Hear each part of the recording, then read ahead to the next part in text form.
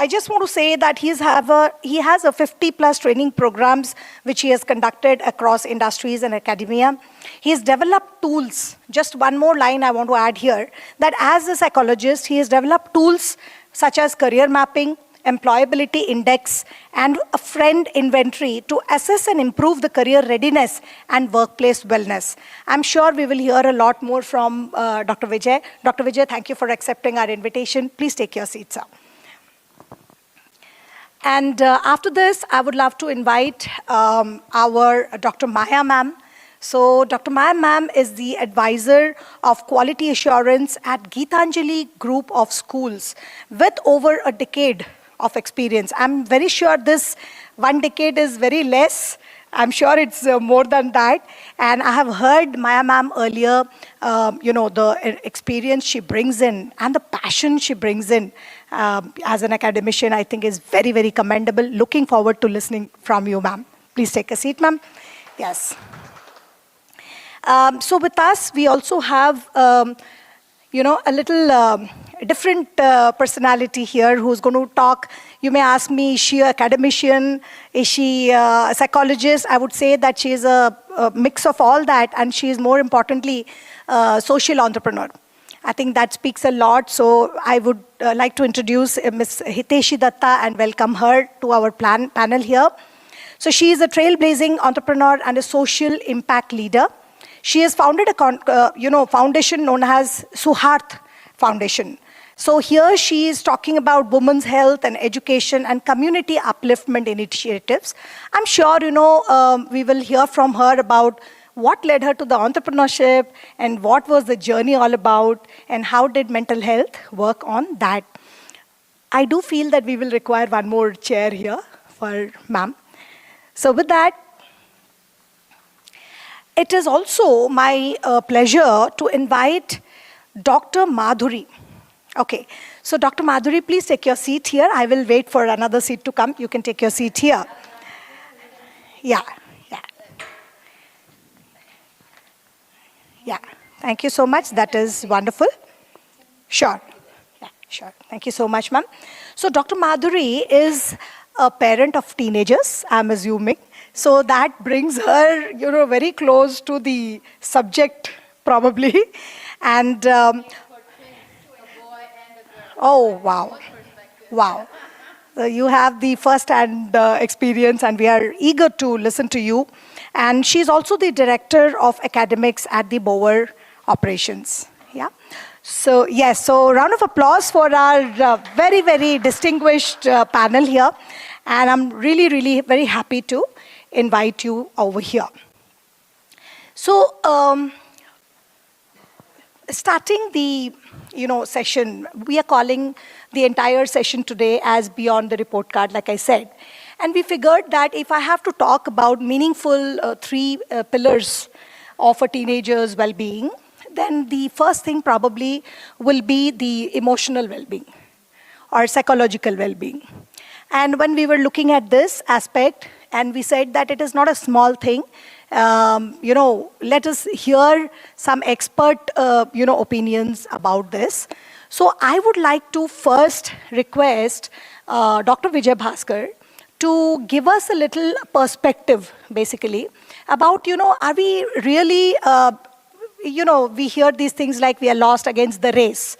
So there is a rat race, there is an academic race which is going on. Is that really true? Or are we really able to raise successful children?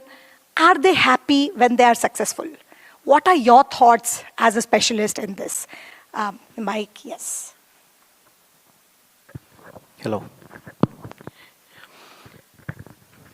Yes, madam. Thank you so much for giving this wonderful opportunity.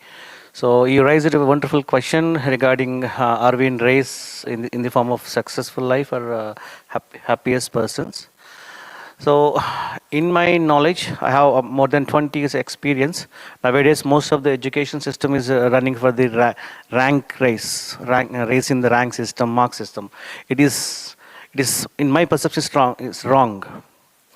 We should work for the knowledge, not for the ranks. Isn't it or not? Marks are only marks, but marks are not knowledge. Certificates are only certificates, but certificates are not knowledge. Everybody, every institute is working for only rank. I'll give you my own example. So, when I was traveling in a bus, I think hardly 4 or 5 years ago,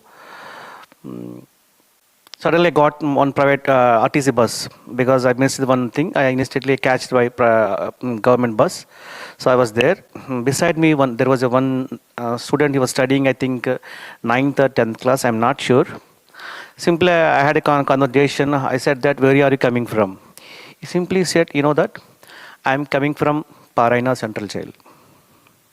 I don't want to use any words. I got shocked.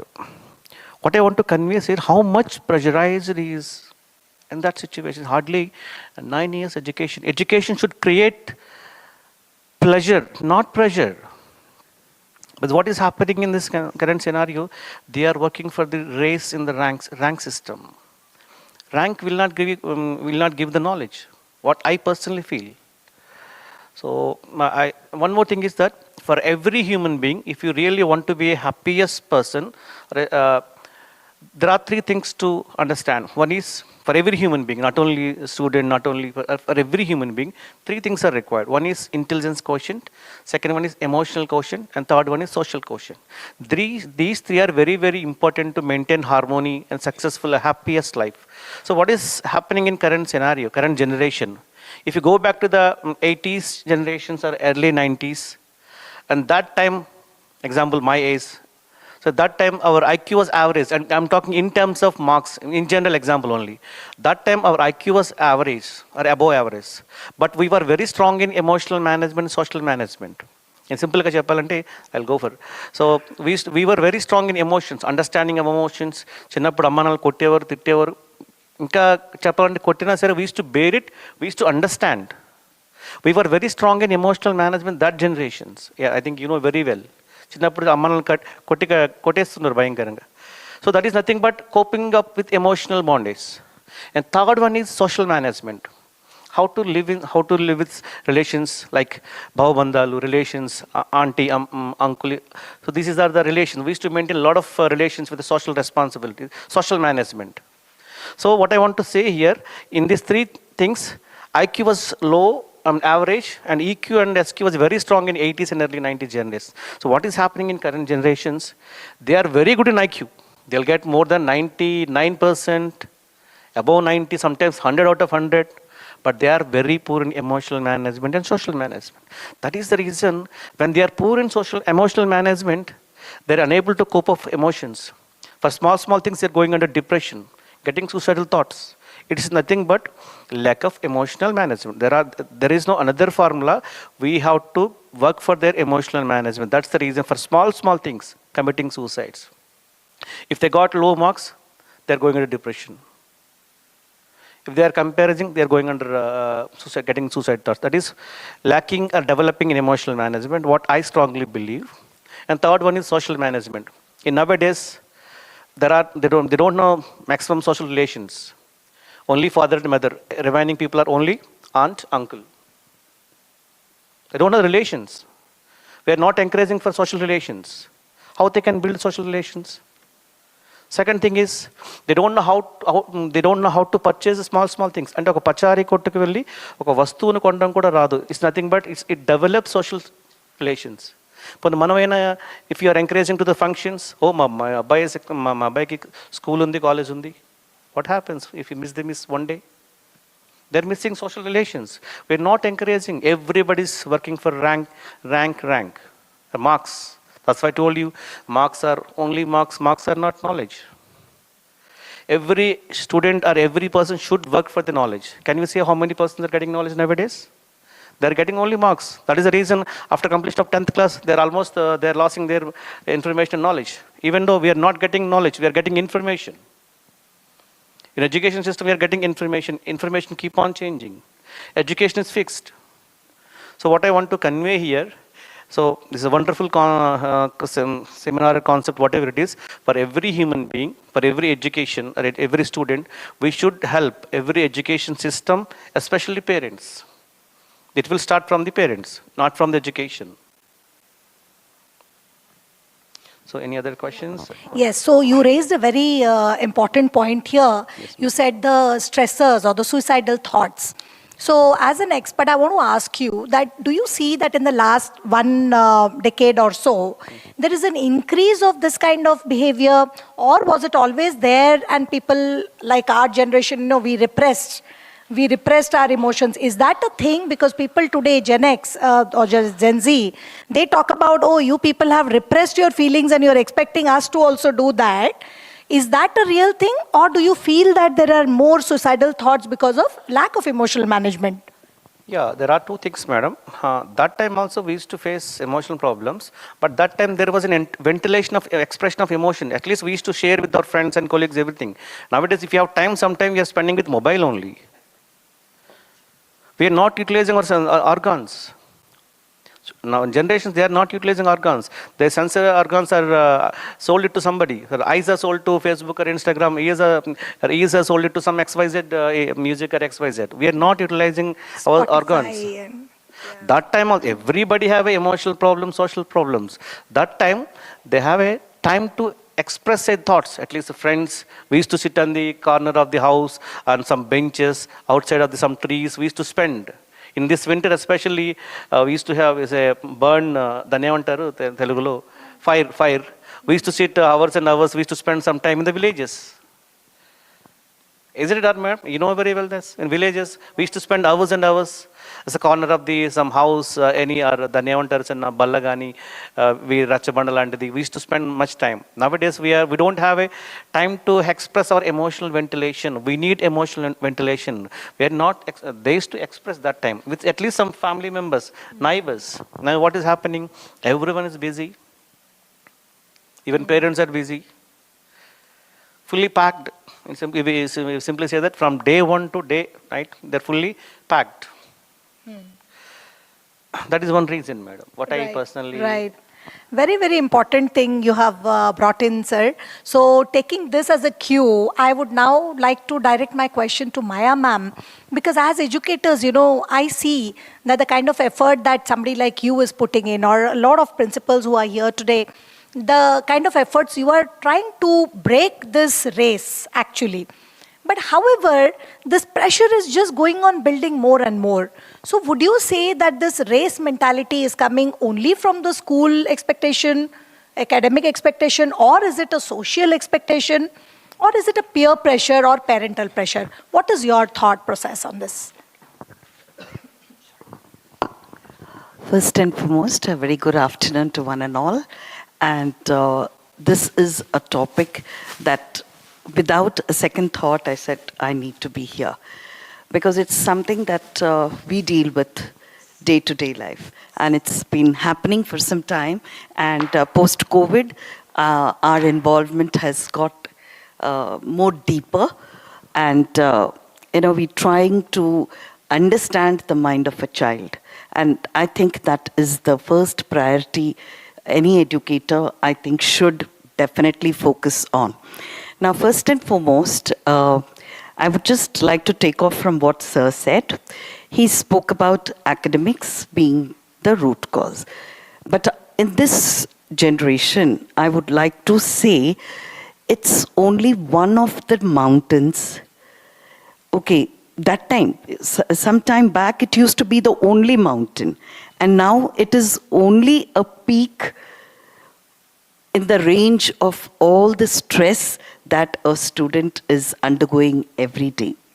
So this is one of them, but not entirely that. All the time they want to be valued. And for them, since they are so digitally, into it, that what I feel is all the time they want to show themselves as a perfect person in social media. And this is something that they don't realize that is artificial. They feel valued, getting all the likes.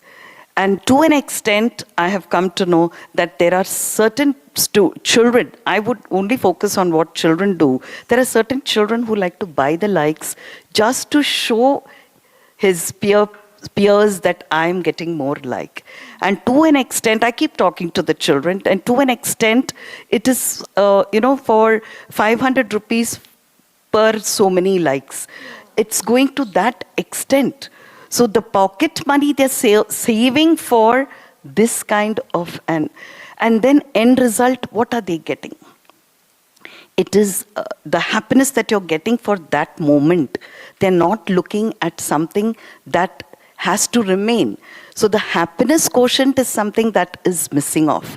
So, and this has happened post-COVID, maximum, these kind of cases. There are hours, to a tune of 6 hours I would spend only talking to children or talking to parents.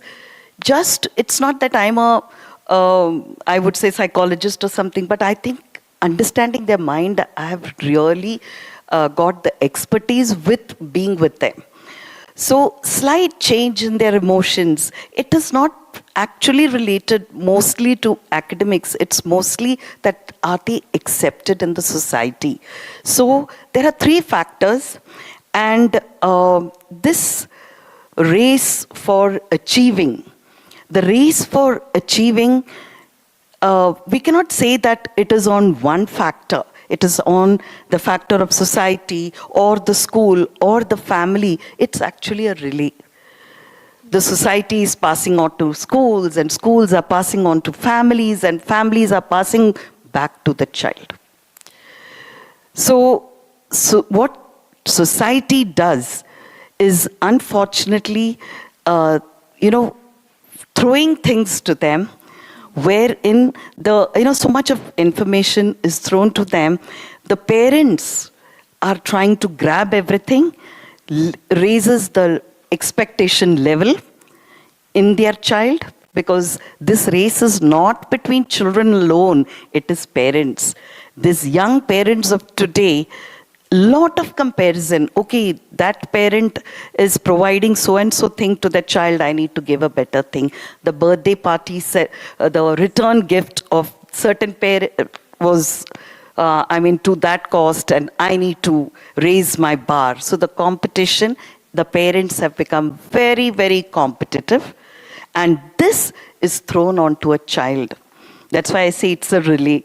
And then schools, I would say schools, unfortunately, they also have now, it's a competition for schools. Which school is doing better? But that better is now being weighed only with how many distinctions and what is the rank and things like that. Now, the child is in this trap, where the society, the parents, everybody's expectation on that particular child is so much that the pressure on the child is automatically increasing. All the adults around the child is forgetting that we should draw a finishing line. Where is that finishing line wherein we can now bring in joy to a child? The purpose for living, I would say, is lost for a child. That is why couple of weeks back, we read about a 4th standard children. Does he know the spelling of suicide? Where he committed a suicide. For what? How can we hear small children thinking of the word suicide, which is a very, very big thing? So I thought the most important thing now in schools should be the SEL, that is social emotional learning, which has to be emphasized in every school, irrelevant of where the student stands, whether the school is standing first in Twin Cities or last in Twin Cities. That should not. Are your children happy? Happiness quotient is something that has to be measured, and how is it measured is just looking at the eyes of a child. We don't have to measure it in any form. The eyes speak everything. The parents need to start identifying, my child used to be interested in certain activities. Why has the child withdrawn himself? Why is he not talking? It's not growing up. It is not because they are growing up now, my child is becoming more matured. Sorry, it is not. It is every parent, every teacher, every adult who is around the child's duty to look into the eyes and see what is it that is troubling the child. So it is not how you have scored, how well you have done. And look at we are overburdening the child with so many things, but under supporting them. You overburden, no support, where will the child go? Don't you think house should be the safest place for a child? House should be really the safest place wherein he can express everything. They should, even support doesn't matter. It is okay to fail. Why is the pressure on the child that failure is not acceptable? Because parents have become so competitive. When parents are competitive, comparison with siblings, comparison with brothers, sisters, children, they are doing well. In fact, I know of a family where a boy of 19-year-old, parents are doctors. He committed his suicide there in that hospital only because the boy came and said, this is what is my marks I got. And the father was very upset. I can't even face my sisters because look at their children where they are. And the second child got affected. And my subject is mathematics. The child used to, the parent asked me, can you help the child out? So I understood that that second child is also affected very badly. So till today, wherever he is, he always corresponds with me because I had given him the freedom that, okay, you're not feeling nice to sit in the class. It's okay. You do what you want. When you want to go, you go home. No problem. It's okay. And this way, emotionally, when we try to support, the child is really doing very well today. So that's a very, very important point that you have brought in, ma'am. And I'm very tempted to come directly to the parent because I have a lot of questions for you. But before I do that, can I just redirect this topic to Dr. Vijay? And what I want to understand is that we're talking about stressors. So at one age, let's say, I remember when I was 15 years old, or I remember when I was in that age, 16 years. And what used to stress us are very different than what is stressing our children today. So do you think that when we talk about social quotient, I also have teenage children, and the response I get is, I am very socially active. Now you see, being active on Instagram, is that being socially active? This entire misdirection which this generation is taking, do you think that that is the biggest stressor? Or would you say that the comparisons are a biggest stressor? What is the biggest stressor today for the teenagers, as per you? Yeah, stress is a common phenomenon, but thing is, for children nowadays, this is not my word. According to World Health Organization, depression is the main cause for all the health issues, and suicidal rate is also increased, especially early adolescence age, especially age of 11 to 18 years. There is a lot of suicidal tendency in this age. So coming to this point, stress, there are many factors. One is, as you said, now comparison, academic pressure. Yeah. Because I told you, students should feel pleasure. But they feel like it's a pressure. One thing is education system. I told you one important thing is nowadays we are working on rank-based system. Dear parents, I have one question here. If there are 100 students in one class, how many persons have a chance to get a first rank? Only one, right? So if there are 100 members in the one class, only one person have a chance to get a first rank. If there are 1,000 members, also one. There are 1 lakh students, that's one. If there are 100 students, how many members have a chance to get 100 out of 100 marks in probability? Out of 100 out of 100, there is chance to get 100 out of 100 marks. Yeah. But rank, only one person have a chance to get. So what is happening nowadays? Everyone is working for the rank. What I personally observe, the rankers have a lot of pressure and depression because their perception, I'm talking in their, I'm stepping into their shoe. I'm talking in their view. The ranker's perception is like this: if I share my knowledge, I may lose my rank. If I interact with the students, if I talk to my students, I should share my knowledge. So they basically think in that way. So once they lose their rank, too much pressure from the management. We gave this we gave this seat with free of cost because we strongly believed that you will get a rank. And another side, another pressure from the parents. What happened, Anna? Why didn't you get the first rank? Last year you got the first rank. Before year you got first rank. What happened today? Pressure from the, again, they feel like shame from the same peer groups. What I want to convey is here, that's why I told you, education, we want education. But ranking system is making a lot of disturbance. We all should work for the knowledge, how much knowledge they are gaining. Yeah.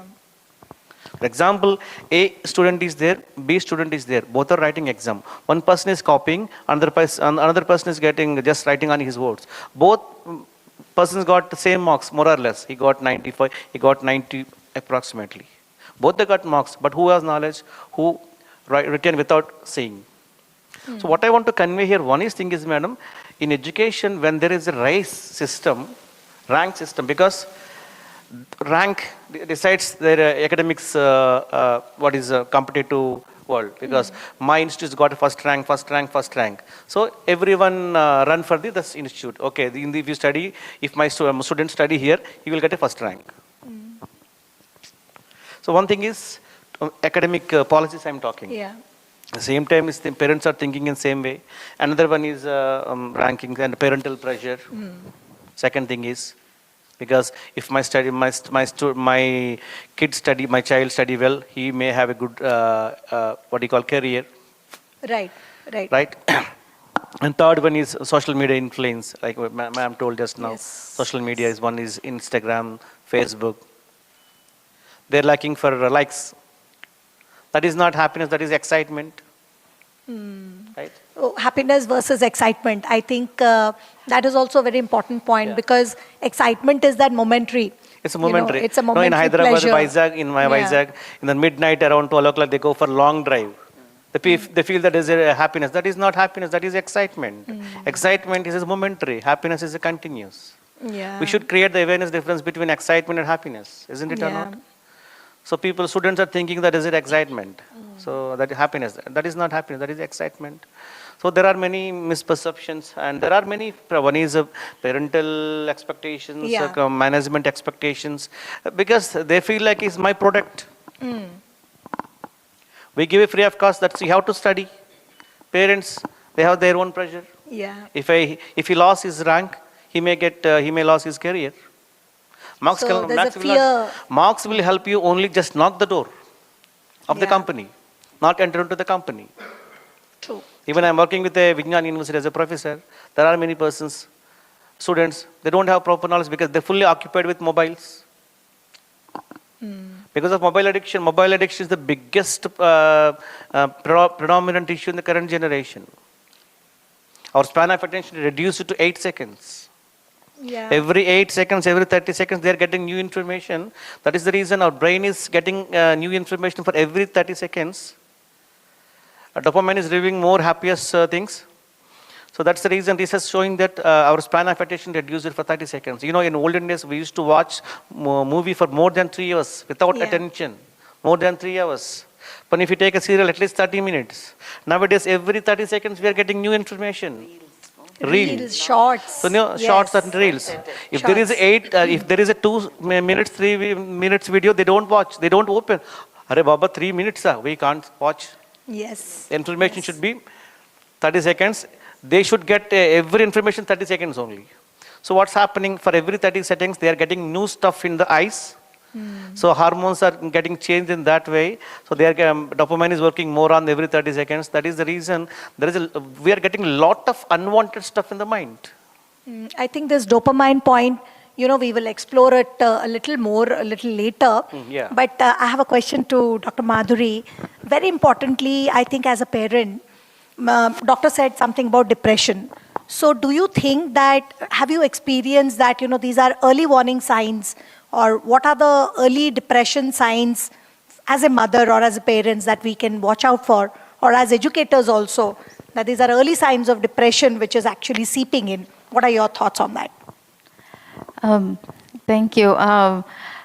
Touch wood, I didn't have to deal with that. I'm very open course. with my children when it comes to communication. So I think the most of the, I mean, all of you had very valid points and very well said. The primary thing is the problem is seeking external validity. The external validity, whether it's likes, whether it is friends saying you're good, or friends, people putting up pictures of their vacations and saying, oh, we went X place. So external validity. I think the in today's where there are our structure has become very nuclear families where they don't have somebody else to bump their thing. I think parents' role has increased quite a bit. As a parent, you need to have that connection where you are able to discipline yet have the open communication. And so the signs of depression I have seen is often when they are not able to express themselves. When they are not, if they wanted to throw a tantrum, so be it. Throw the things can be brought back. So I feel the channel of communication should always be open, unjudgmental. We quickly run to give as a parent I've done that and I've been judged by my kids, so I'm happy they did it and I listen to them. But we quickly judge them the moment they say something. We very quickly judge them and say, but you are wrong, they just need an outlet. They are not looking for our great wisdom at that moment at least. So I think some of these things are very important. Oftentimes the signs of depression is there, like ma'am said, they are just retracting. They're retracting into, mobiles, phones, and their comfort zones. They don't want to be out there. They don't want to be out there putting themselves in situations where they feel they would either embarrass themselves or others.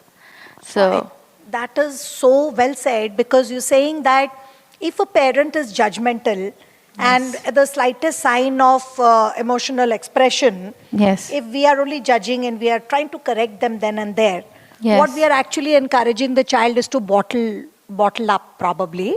So that's a very, very important point. Would you say that, as parents, when we have an emotional, overwhelming moment, let's say, the husband and wife are having an emotional moment and, yes, breaking and shouting or having a fight.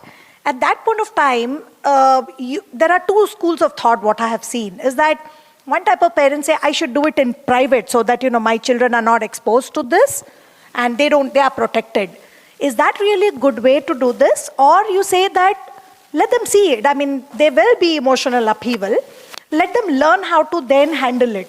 Is that, according to you, a better way of handling? Since we're talking about emotional well-being, how do you coach your children to handle their emotions, basically?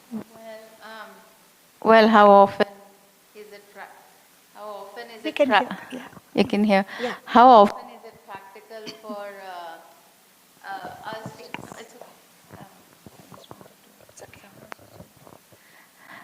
How often is it practical that we will be polite enough to go to a room and fight? It doesn't happen. Come on. I and my husband fight all the time. But I tell the kids, it's normal. We get back. It's normal to fight. That's how we get our disagreements out. Okay, there is better way for sure. But it's not practical to say I will only fight in a... Okay, there are few things that we can discuss in private, but that's not that. So I tell my kids that if somebody is painting a picture that, oh, picture perfect, that no relation is like that. Between me and between a mother and a kid, it's not a perfect relationship. We'll have disagreements, agree to disagree. And yet, with the love goes forward. So I believe in open communication and openness. It's like, I don't know, pretensions are needed. If there are two different people will tend to fight, even kids. My two kids are twins who came out at the same time, have exactly the same upbringing, but completely biologically opposite personalities. One is a social butterfly. One is, I don't want to be bothered by the world around me. So it's not necessarily what we put both of them in the same situation. For me, it's like an experiment of my own. I would expose them both in the same way. So as a parent, I think open communication and the pressure and identifying, I think, what your kid is good at and telling it's okay. If you get less marks in that, not a big deal. I know you're not that. I know you just want to get it over with, because the schools are unfortunately made like, that cartoon where the hare, the elephant, the fish, all are made to go up a tree. That is how the school systems are made, unfortunately. And one more thing that I personally believe in, and that the current systems are not doing is, the concept where the African thing is Ubuntu. Together we are, together we win. So that aspect is never there. It's always me alone, me first rank, me second rank. There's no together winning. So that is one more thing that I would strongly recommend. So as a parent, this is what I do, and being the director here for academics, that's what I do. And a good entrepreneurship school like this, it brings out talent of each of the student in their own way. There is no, you have the pressure of being in a certain way. So we sit with each of the students, say, what is that really makes you happy? What that makes you jump up of your bed and say, I would love to do this. Let's work on that aspect. And then we'll take it how you can make a career out of that, instead of just, being an engineer. It has become a norm. So I'm really happy to be, I joined here very recently because it aligns with my understanding, at least, of students. And I've worked with students a lot. I've taught students in the US and everywhere. So I completely believe that every child has a talent. Every child has strength, a natural one at some, a developed one at some. And I think if we as academicians, parents, are able to tap into that and say it's okay to be mediocre in everything, but just hold that one thing and run, I think they'll be happy in their life. I think that's very nicely put. And like you said, both your children are from two different domains, One is a social butterfly, one is a little reticent. So you are able to see both sides of the coin. That's very nicely put. I would like to take this discussion to Hiteshi and say that, you are working with a lot of schools. And I have one question for you. So we spoke about it's okay to be mediocre. It doesn't matter. Marks don't matter. But what about the highest performing children, So those kids who are really doing well and very competitive and high performing, do you think that they are also repressing their emotions? They are bulldozing it without realizing what's really happening under, the subconscious? What are your thoughts on this? Hello everyone. First of all, very good afternoon. Am I audible? No, the mic. Just hold it close. You take Hello? Hello? Hello? Yeah, okay. So very good afternoon, everyone. The point where we are talking about kids and high-performing kids, right? What is happening currently is, we were talking about situations and they inclining more towards social media and phones and the entire thing. We also spoke about suicidal thoughts. Unfortunately, in our era, I would say, we were told to regulate our emotions. No matter you are mediocre, you are high performing, I'm talking only about marks, nothing related to as an individual. I, as a social worker, believe there is no one who is a mediocre, right? The marks or the rat race, whatever it is, from the academics, the schools or institutions might follow. But as an individual, you are the only person. There's nobody like you in this entire universe, right? We have to talk about that. We have to think about that. Unfortunately, a few days back, I got to know about an incident. A very young kid, he had suicidal thoughts. Instead of going to a friend or to a parent, he went to Alexa and asked, Alexa, I want to do suicide. Can you help me? You got to know about that? I've heard about. Yeah. Yes. Yeah, so it gives me goosebumps even thinking about it. I get goosebumps even thinking about that incident. And then Alexa said, I'm sorry, I'm not programmed to help you with that. Oh my God. Nice. There's another incident where very young kids, you mentioned about fourth young class student. So I meet kids, teens very, very often. They were kids of 6th or 5th standard, and they came to me after my session. That, ma'am, we and my friends, we were talking the other day, and we were given a target.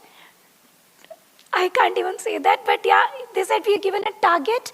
Who dies the fastest? They were given a target by whom? By their peer circle. Yes. Yeah. Who die fastest? Yes. My God, are they teenagers? These teenagers? They are 5th grade. Fifth. 5th grade kids. 10, 11. And as I'm hearing this, I'm so scared, actually. So I keep, witnessing these incidents very, very often, and that is why it brings back the movements and brings back the culture we were following, the traditions, very, very simple things we were following as an individual. So when you feel something, you regulate your emotions. If not, you're talking to somebody, you at least write. Today, writing, you can't even, if you have to talk about something, you don't want to talk to this word. Okay, shut me up. You switch back to your phone, switch back to your shorts, reels, whatever. 30 seconds, not even that. We will see something, okay, this is boring. Within 10-15 seconds, the kids are being judgmental. Leave about the elderly people or the parents being judgmental. The kids and the teens, unfortunately, today are very, very judgmental. They judge you on everything. The way you look, the way you talk, where are you currently, based on your locations. They judge you on everything based on your Insta posts. Correct. You are being judged on everything. So they make friendships based on your posts or based on your likes, not based on you as an individual. When you talk about high-performing kids, the pressure they have is very, very high because these are the ones who are from the highest number of people who get depressed and stressed, unfortunately, because they have that peer pressure and the pressure from everyone that I have to maintain this that way. If I come down, my prestige, this is me. They are mixing this academics or their marks with their own identity. They are thinking, this is my brand. Okay, if I am 100%, I am a brand. If I am anything less than that, okay, the brand is vanished.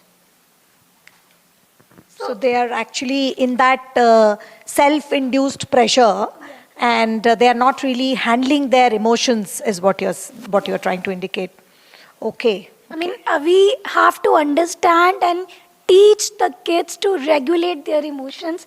Maybe going back to a few practices we were following as kids. Okay, not necessarily we all beat our kids, but yeah, at least be open to them.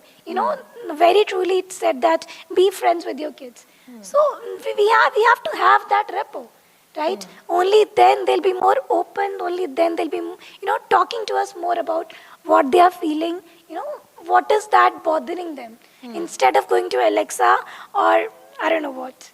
Yeah, I think that's very scary that somebody can ask, the child is asking Alexa instead of a relative or a sibling or even parents. I don't know what is that distance.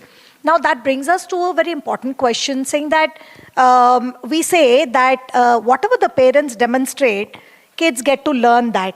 So when we are talking about children, bulldozing and distracting themselves, okay, let me shut down now, this is too difficult to handle. Let me shut down and let me just distract myself with some Instagram reels. Where are they? Are they learning this from parents? Are we unknowingly making this mistake as a generation?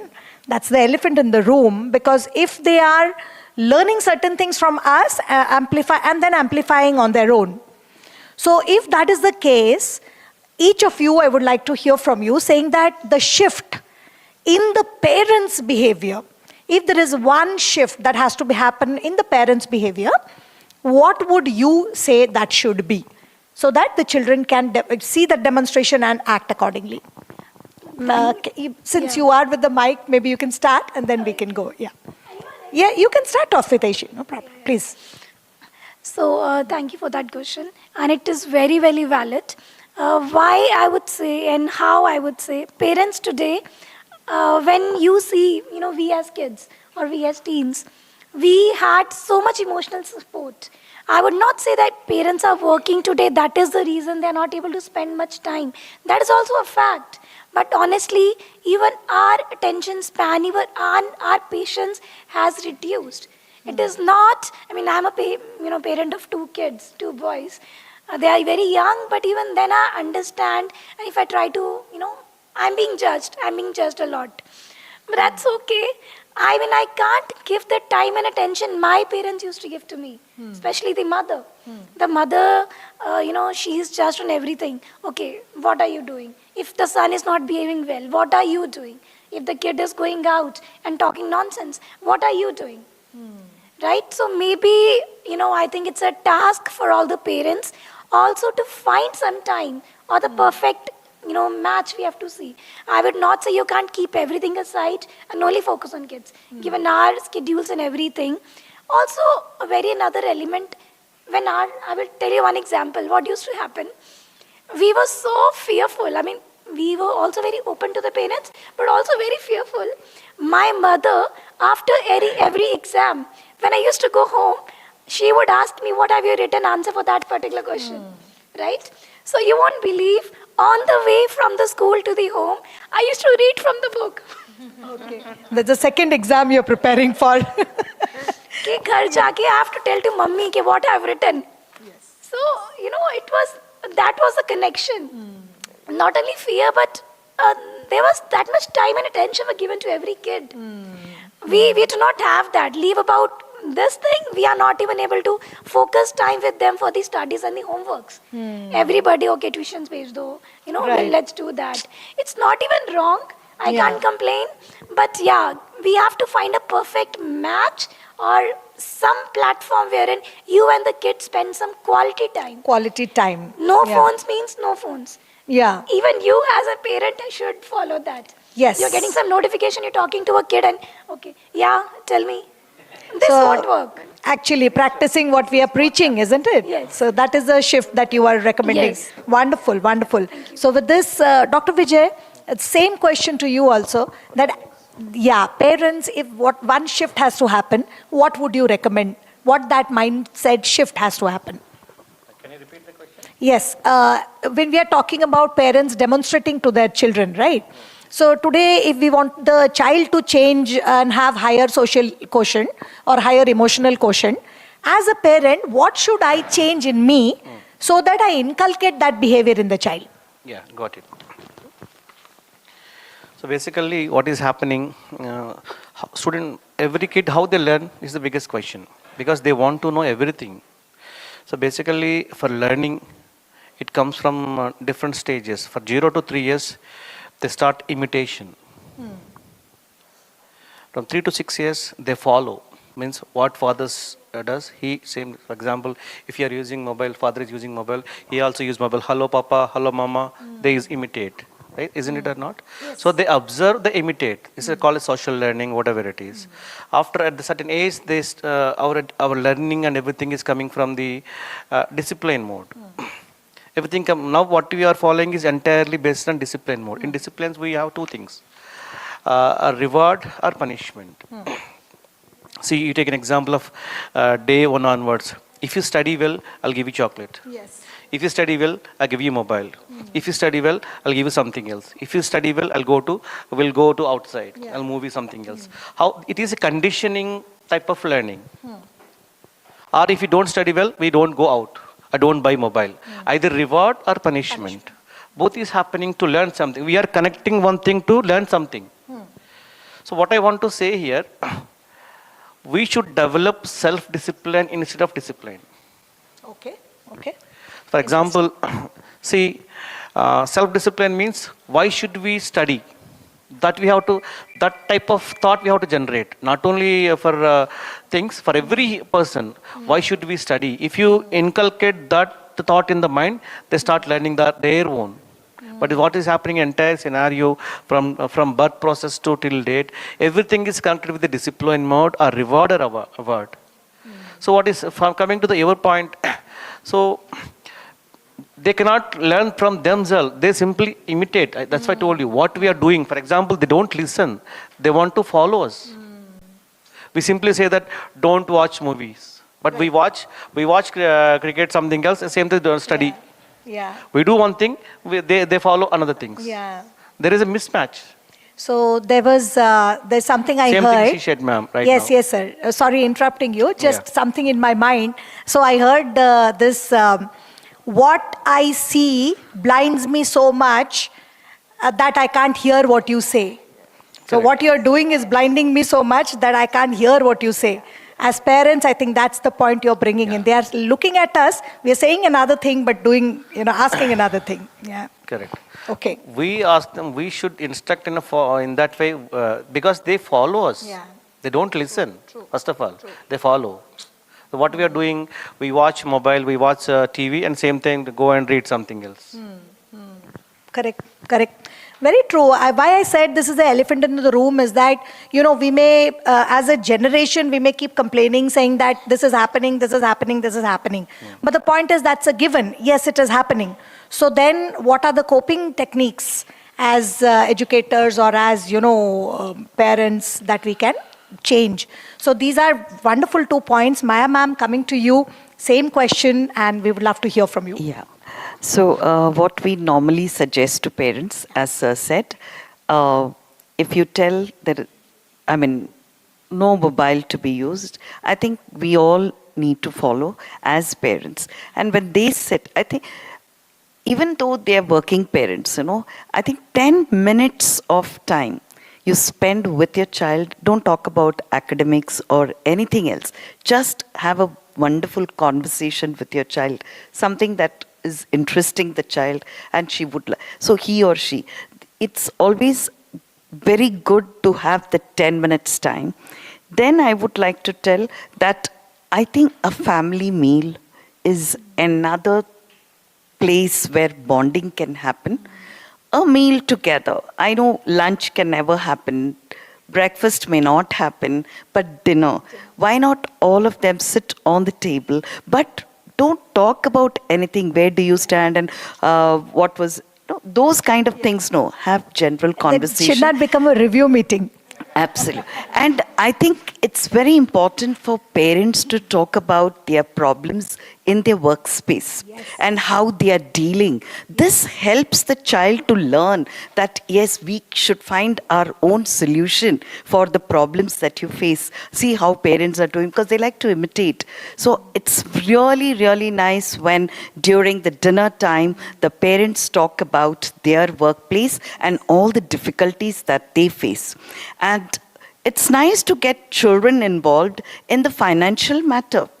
So they also learn the financial literacy program in the house. Instead of teaching them only in schools, I think a little has to be done. See, this is how we need to budget. And then ask the child's opinion. Do you think I need to do something else? Let the child say something and you do it and you say, very good. You gave me a really good idea about things, and it has really worked. Or if it has not worked, express it didn't work, so maybe you think of something else. So this way what happens, the child is involved in all matters of this house, and that gives them a sense of confidence that no, my parents are also relying on me. So I think that kind of family build, and it would be really beautiful during holidays when all of them sit together and do simple breathing exercise, or even keeping music and doing Zumba together. But don't you think that all the members in the family together, And I still remember about, during COVID time, we deliberately wanted the family members to get involved. So we used to play music and somebody would do exercise here, our PT instructors. And I had seen the 80, 85-year-old grandmothers also, the children are getting them involved. Come, Amma, come sit. And you also do the same thing. So I thought that was a beautiful family bonding.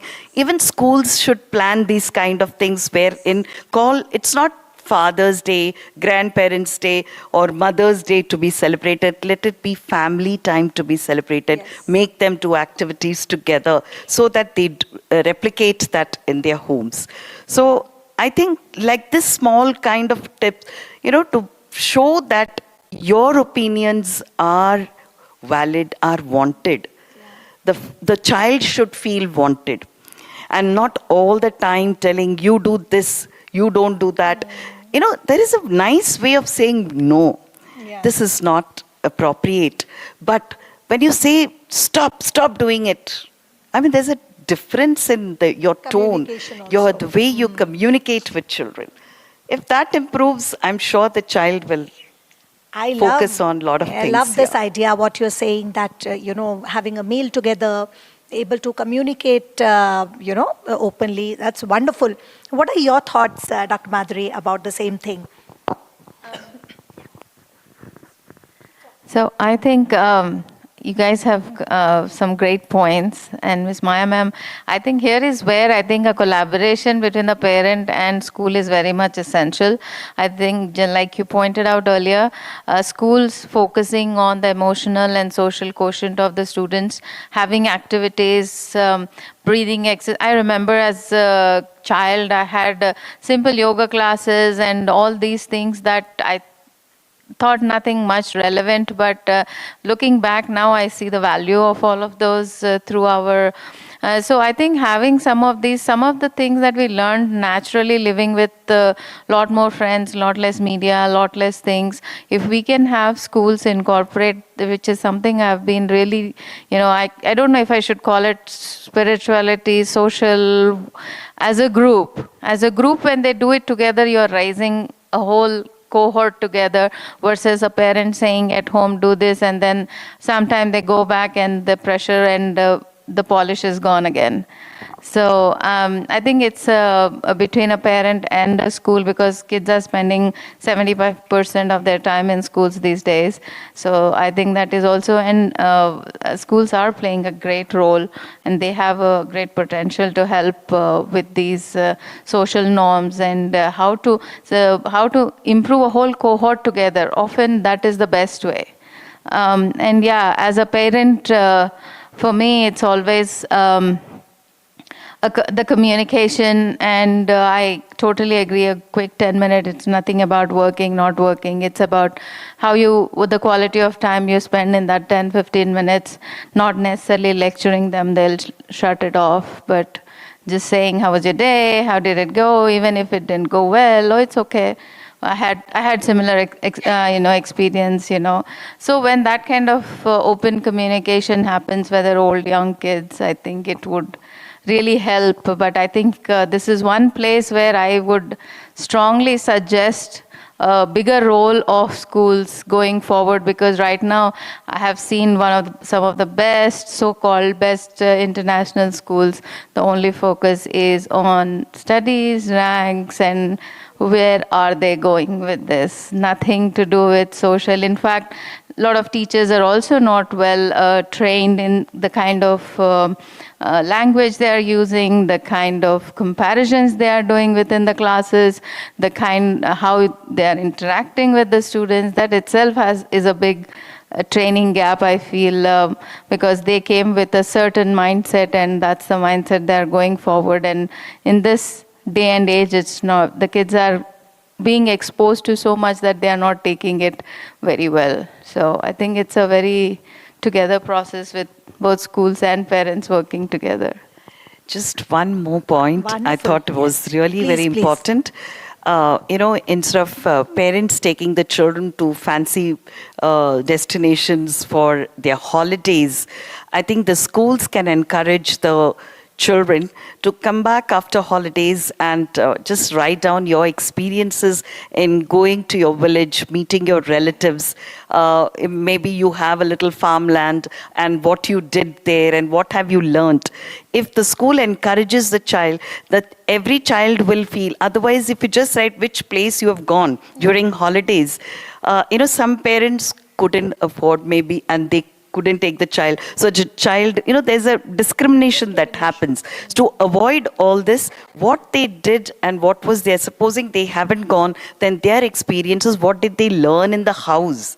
Yeah. So simple activities that parents can do, taking them to their village, introducing them to all the relatives, getting them involved in the activities in the village. I think these things are if we emphasize on this, all your thought process of saying that I had been to so and so place, or sometimes children fake because they want to, impress the other children. So all that will go. I think as schools a also take a parent great also, I love this idea, ma'am. If schools can do this, it'll be quite easier on our pockets also. So, on a lighter note, but yes, makes a lot of sense. So, sir, you had anything else to add to the same conversation?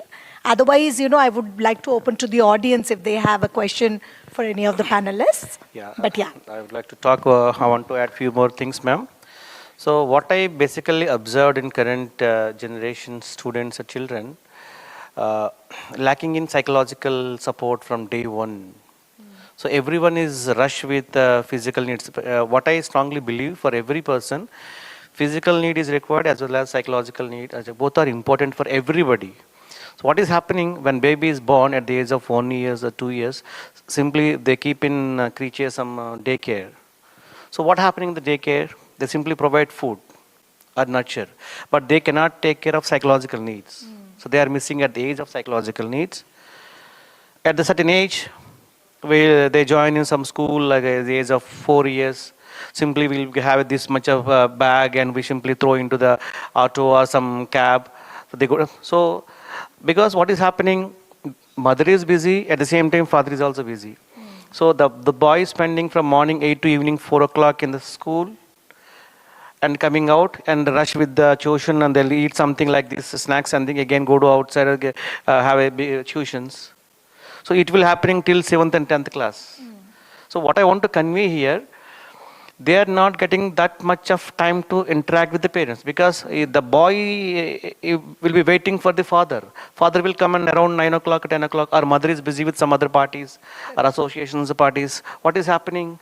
He is not getting that much of emotional ventilation to share his ideas and thoughts. After 10th class, he'll go to some intermediate school, or he will spend in what you call maximum in hostels. Even hostels also, they have permission weekly once. Hardly 1 hour or 2 hours. Father and mother come with this much of stuff to eat. So while eating, we'll use like these words: "Papa, you have to study well. You have to get a good rank." These are the words only. Even lunchtime also, they only talk about ranks and marks, or physics or chemistry. They are no one talking about inside words. Yeah. So in intermediate, they spend maximum time in the school. Or in the hostel. Even hostel, they will get only food or care, not affection. Even if you want to talk in middle of the times, they have a conversation between. There is a gate in between this boy and parents. They should stay this side of the gate. They will be in that side of the gate. So it will be happen, and this intermediate will be gone, and again a degree or B.Tech. It is repeating up to B.Tech. And what is happening after B.Tech is getting job. So you will get a placement in Hyderabad or Mumbai or some X place. So they had a conversation in the mobile. In conversation, we have words, not feelings. Yeah. So till that B.Tech, the boy only got physical needs in the form of food, cloth, shelter, financial needs. He is not sufficient with the psychological needs. So the best age as per you is and what? Let me complete now. So after getting placement, he will start earning. And he will send money to the parents in the form of food and clothes and shelter, maintenance, all these things. So he got married at the age of 25, 30 years. He will get new life. And his wife and partner says that their parents are old. Can we do something? Shall we take him to the old age home? Something else. So after 60 years, will they move them to the old age home? In old age home, what they will get? Only physical need. Thoda thoda khana nalagaidu mudulu tintaru. Tablets. They just wait for a small conversation with the kids. What they did at the in this with these children, Young that is age. repeated at the age after 60 years. What I want to convey here, from at the age of 0 to at the age of 60 years, no one fulfilling psychological needs. For everybody, physical needs are important, psychological needs are important. In olden days, if you go, I told you in the 80s and 70s, fathers used to take care of physical needs. He used to go to outside and earn something like 100 rupees, 200 rupees. I'll go to some boss, job, small job. Mothers used to take care of psychological needs in the form of telling stories, feeding, True. spending maximum time with the kid. What is happening in current scenario? Current scenario? After 1 year, we simply throw into the creature some daycare. In the daycare, they get only physical needs. In school, they get only physical needs. If they have minimum time in the school or after school, they have a conversation about marks, maths, physics, how many marks he got. Where is the ventilation? That's madam added 1 point, 10 minutes. Have a family time, at least 10 to 15 minutes. Even in family times, we all maximum spend with mobile. Father is one mobile, mother is one mobile, this daughter and this guy. Without mobile, without any social media gadgets, spend some time, at least healthy time. And don't raise the question, just listen with the kids. If you want to raise the question, raise open-ended questions, not yes or no. If you have open-ended questions, they want to express their inner feelings. Yeah. They develop their conceptual thinking. Because in our education system, there is no conceptual learning. Everything is memory, rote learning, isn't it or not? It is rote learning based. We are not using right brain. We always use left brain. Simply we remember the information and retain the information. Where we are using right brain, where our conceptual thing is not developing. That is the reason after completion of 10th class, they forget. Or intermediate after exams, they forget. What did you learn in the previous class? They forget. Because we are using only memory, not brain. True. Right? There are so many flaws. One thing is what I said now. At least if you, ma'am said, like if you spend at least 10 to 15 minutes in a day. Because mother is busy and also father is busy. Both are busy. Who will spend with this way? That is the reason they are getting addicted with the mobile. How we got addicted? Because mom is busy. Arey Baba, you have spent some with this mobile. We open some game. So it's a biological adaptation, conditioning. Because he is getting more happiness with sensual pleasures instead of all those things. It's a conditioning. It's most dangerous than alcohol and drug addiction. It's not my word. It's a World Health Organization words. The most dangerous thing is mobile addiction. It's most predominant, most dangerous thing. So you have also answered my question, sir, that which is the right age. You said from age 0. I think psychological support from age 0. That is my takeaway right now from whatever you're saying. Even psychology is saying that early age, up to 5th years, we should have some care, psychological care. In olden days, we used to get some stories from grandmas because nowadays, that time we used to have joint families. Nowadays, nuclear family. Nuclear families means only wife and husband. If you're living with only wife and husband, that is nuclear family. Correct. Not even kids. If 2 persons are living together, that is nuclear family. True. Right? Very true. So thank you so much. I mean, you have a point. Yes, quickly. Yes, sure. Very important. So there are 2 things very, very important that even from institution, even from parents, we have to include, apart from what all we said. First thing is telling the kids and inculcating them humility, the social service and empathy.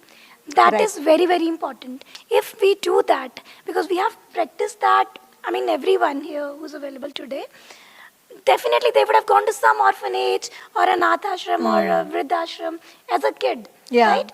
Accompanying their parents. These things definitely teach them empathy. They are not thankful to what they have. They take everything for granted. Right? Okay, you have a Lexus? That is basic. So it is basic for them. Right? So they are not following the pyramid. Yeah. So I don't expect them to know the pyramid, but they are not even following the physiological needs, psychological needs, Yeah. and they are already at that level. But that level they have considered as basic. So the pyramid is reversed. now. Reversed. It's in the reverse order now. Yeah, And yeah. second thing is the parents' guilt. It is also very, very true. So what I said in the first thing is, even in the empathy thing, if schools can inculcate that, so we're already doing some programs with schools as very young social leaders. So from the school side itself, we can bring young volunteers who come and work along with us to teach them empathy. So when they see some underserved kids or privileged children, what they are going through, what they think is basic, they do not even have access to that. Right? Yeah. Second thing is parents' guilt. Parents today, everybody's talking about parents are busy, but honestly, as a parent, I can also say parents do have that guilt somewhere. Maybe we are not discussing it very openly, but somewhere deep down the lane, somewhere deep inside, we have that guilt. So to overcome that guilt, all the things we discussed, we can definitely start inculcating that religiously, honestly practicing it. Not only for the sake of doing 10 minute karna hai, let's do. No, let's do it from all our heart. Yeah. Right? So small thing I started, which is giving me, I would say happiness. Not excitement, but happiness because it is permanent. What I have started doing is for the bedtime. Since my kids are very young, 5 and 8. So what I do is, I tell them bedtime ritual. It hardly takes a 5-minute thing, but it gives me happiness. Yeah. That is the time I can actually spend with them. You have a quality time with the child. Only 5 children. minutes. Yeah. But that bedtime Very true, ritual, very true. it is very beautiful. So we Wonderful. have to find that ritual or whatever we want to do Together with our as a kids. team. Exactly. Yeah. So it can be anything. Thank you for sharing that. That's wonderful. And if any of you have something to ask, yes, sir.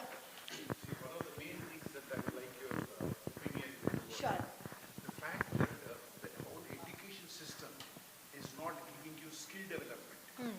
So we are all thinking, like, okay, let me go to school. Have you gone to school? Have you studied? What after study in terms of it totally lacks because the teacher, she's only teaching you what's off a book. Correct. Okay, she's only teaching, okay, because she's been told since 50 years, this is the book, read this particular book. Unfortunately, see today, Bauer. Yeah. Okay, today, Bauer, I'm talking loud enough, small audience. Yeah. So, today, Bauer, main thing about. I think for recording they are wanting. Oh, okay. Okay, sorry. Yeah, so one of the main things in the Bauer School of Entrepreneurship is, I'm a parent here, my son here works in the school. So the main thing is that, even today, I would say that in case whatever we teach our children, the whole system is go by early morning, tiffin dabba pack, go to school, get into the bus, come back, did you do homework? Yeah. But the thing is totally they lack teaching. And now, so what has it left all of us with? There is so much of unemployment. And what you'll do, it's whole traditional thing is, have you gone to engineer? Have you become a doctor? Are you doing MBA? Are you doing whatever? Correct. None of these things. Today, MBBS, you say, there are 20 lakh people writing exam, 50, 60,000 MBBS seats, these 70,000 seats. Yeah. They pass out, no job. True. So you just think, what is happening is the overall system or The it's skill like that. development, what you rightly pointed out. Yeah. So, for the benefit of everybody, we have a second panel where we are talking about the communication and skill development. No, and the because third you are panel also. saying the emphasis, Madam Madhuri was also saying about the thing goes yes, about that. absolutely. So I was saying that, we should be able to Absolutely, bring you some are- value addition to in terms of that, how people are able to get So true, so true. the skill is there. And unfortunately, you look at a teacher, the teachers are lowly paid people, very not. So they don't have the experience. Yeah, They are just teaching what's in a book. Correct. No, and after a certain stage, initial stage of whatever they are doing, once they turn, there's a lot of self-learning. You can put on YouTube and learn. I don't need. So what is happening is the focus is not on skill Not at all. on skills at all. What any of you I have a think point to this add is here? my area because Yes, I'm please. from Academic. yeah. So I would like to tell you many of the schools are, and this is with absolutely by NEP 2020, wherein a lot of emphasis is on skill development. So a lot of organizations are undergoing this. In fact, even entrepreneurship I remember in 2017, when Pavan was in Metamorphosis, we were the pioneers to start with it. When it came to STEM education, in 2012, people didn't know, parents didn't know what is STEM education. So I just wanted to start that, but I wanted to I didn't want to give a lecture and say this is STEM education. So invited the parents 2-3 weekends and told them come and have some hands-on experience, and gave them experience and then explained to them what it means for a child to undergo this kind of training. So we were again pioneers. So it is, many schools are taking up these as something very, very important. So even Industry Connect, I think many schools do that. Again, in 2004, we had started with internship, which was unheard. So I had to literally go to industries, talk to the people there, because they would say, no, children below 18 years are not allowed. I said, no, give them that experience. Yes. So I'm not looking at you paying them. It is not payment that is required. But internship for a child is very important because they get industry ready. So, to bring academics closer to experiential learning is something which is very, very important, and many schools are taking it up seriously. So how do you think that NEP, National Education Policy that you are suggesting, how is it getting integrated? I mean, you must have known the policy. I don't know the depth of that particular policy. How is the NEP getting integrated with the person's skill? How are they doing that? Is it just, are they saying that this is a new chapter you have to go through? What is the connect between NEP and... It is all very integrated. I would say you can't disconnect your regular curriculum from the skills. No, I'm not suggesting, but what I'm saying is it has to totally... It is integrated. It is going within. It is integrated, and many schools are doing that.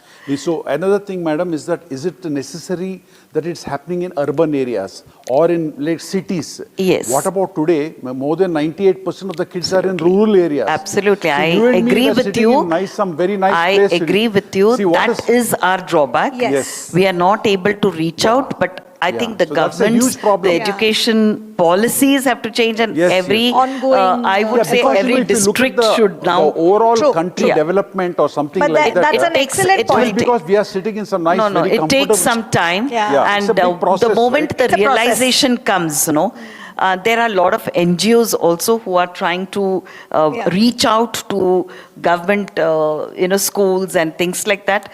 Things will take a lot of time, but definitely it will happen. That's the direction, at least is the right direction. It will take some time, but definitely it will reach out to all the young generation.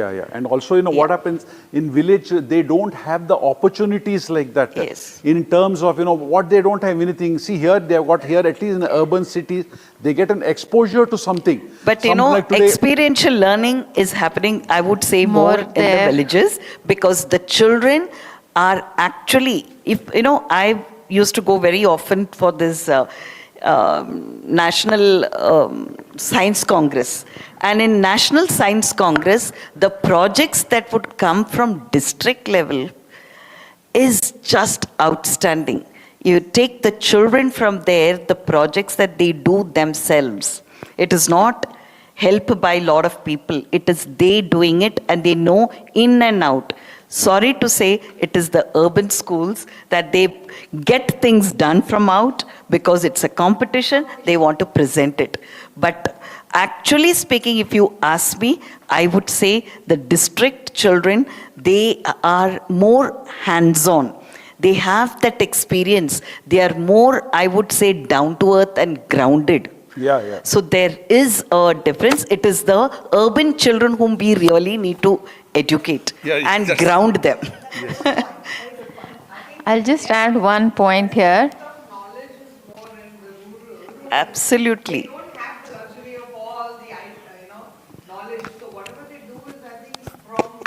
It's from within, and you see the spark in their eyes when they're doing it. Actually, very closely, I like to go for all these kind of events, It's more to understand where our children are and what we need to do here, where you see that spark there and you don't see that spark this side. So it's... No,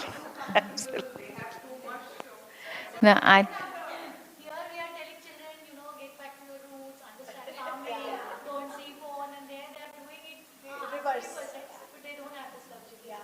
No, I think it is the reason why you see the spark is they know the need correctly. They are living in that environment and they can identify the need and they identify with it properly. So they are able to do that. And so, just one more thing, there are a lot of NGOs that are doing rural connects. Right now, there is a Junicorn that's going to happen in Dubai in Jan, where all the rural students are the ones that there's a competition and the couple NGOs are taking them to a conference there. So I think a lot of that is happening. I think we need to send our urban kids there to understand the on the ground issues to identify. Thank you so much. I think it was very enriching, and because of the paucity of time, otherwise I think this can be a one-day workshop if I'm not wrong, this particular topic. So with this, I would like to thank our panelists, Dr. Vijay, Dr. Maya, and Hiteshi, as well as Dr. Madhuri. Thank you so much for the time that you have given today. A round of applause for all of us here. And you were very, very right. You're very, very right. We will do that. Sure. We will curate another kind of a program. So can I request my partner, Surashri, to please hand over a small, token of appreciation from our side to Dr. Maya. This is what? Same thing to Dr. Vijay. Dr. Vijay, please come here. Thank you so much for taking the time and coming from Visakhapatnam. And that's an honor. Yes, it's an honor to get from. So, Hiteshi, yes, please join us. Thank you again. Yes, round of applause. Yes. Yes, from Madhuri ma'am. Yes. Thank you so much for your time, all of you. Yes, ma'am, once.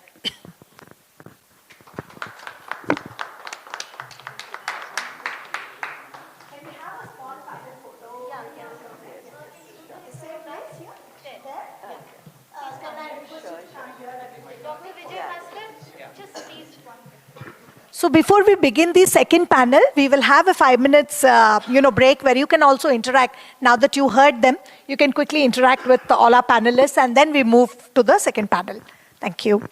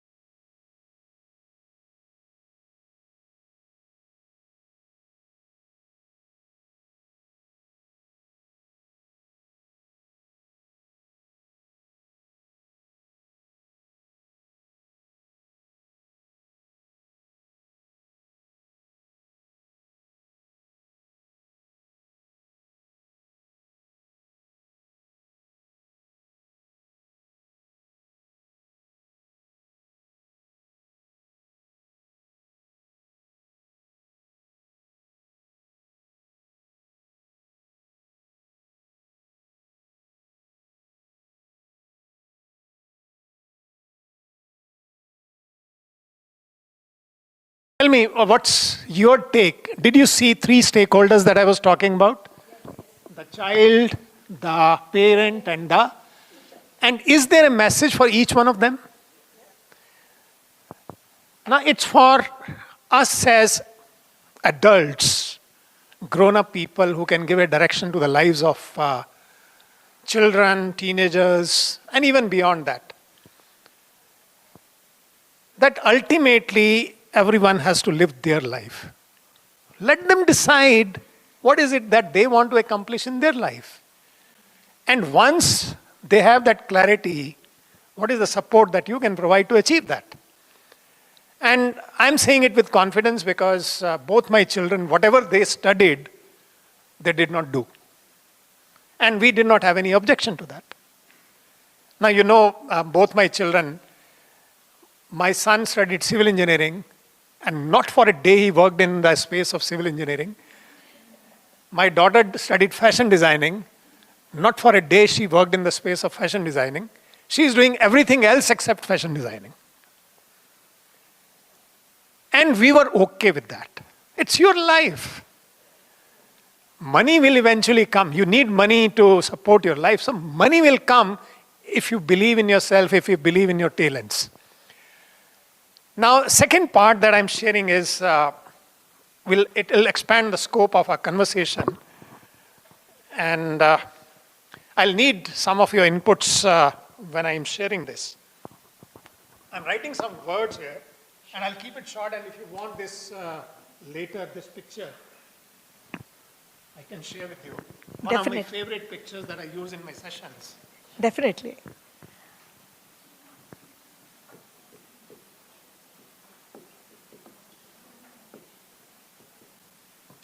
Excitement,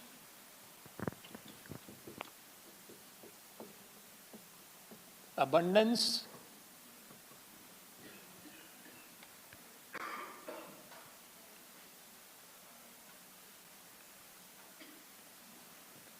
fulfillment,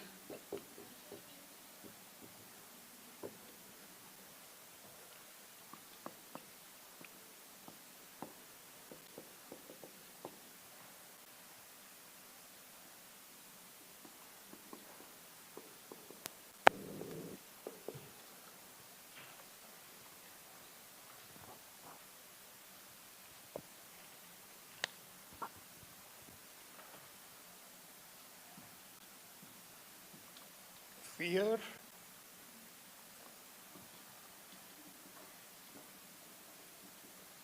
regret,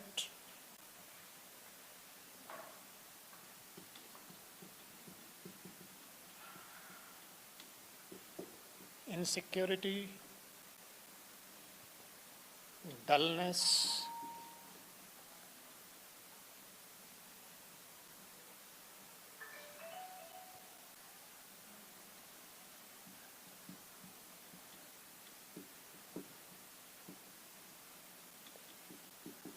so I've taken five words for both parts of the conversation. Wow. So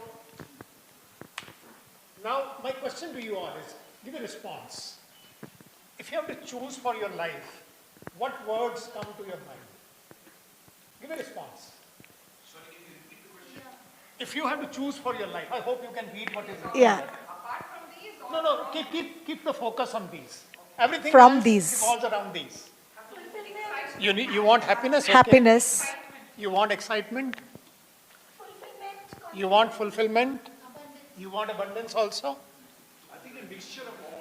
Confidence You also. want lots of regrets in your life? No.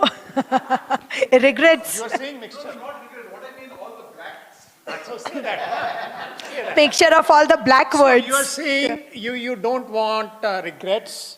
No. You also saying perhaps you don't want dullness in your No. life. Absolutely not.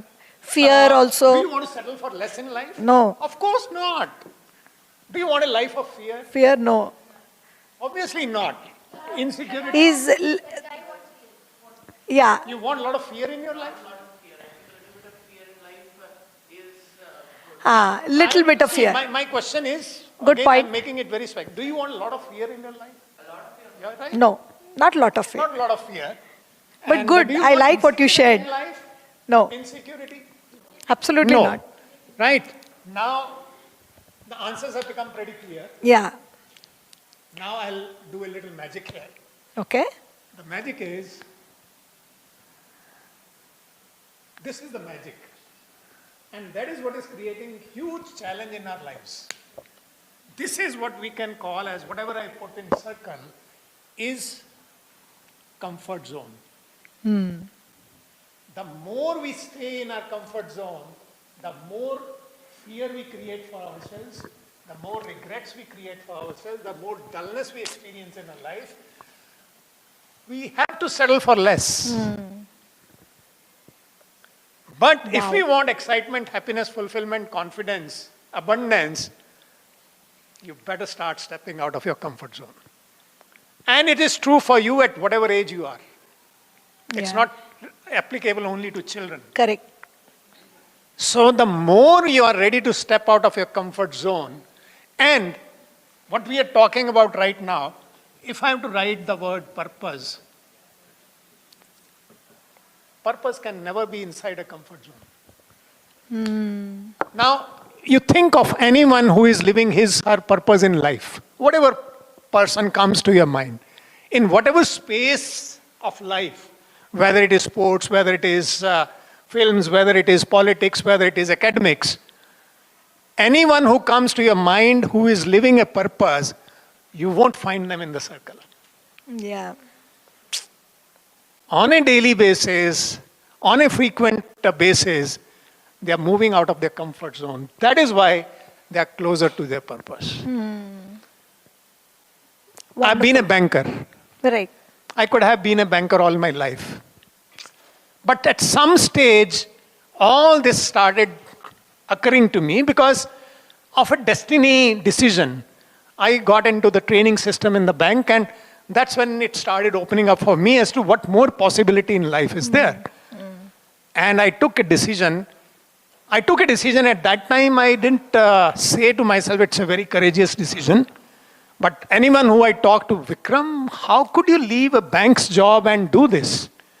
But it happened because I think I was seeing it there. So, purpose is always outside the comfort zone. Now, the third thought that I want to share with you, again, the board will continue. Please. If it is getting covered, then I'll use the bottom space, or shall I clear the top space? You can use the bottom space. It's No, visible, it'll become right? a little more legible and Okay, sure. neat.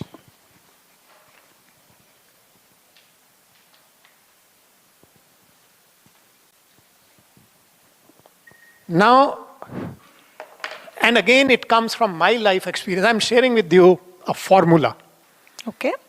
Formulas are easy to remember, easy to apply, though I have not been a student of maths in my life.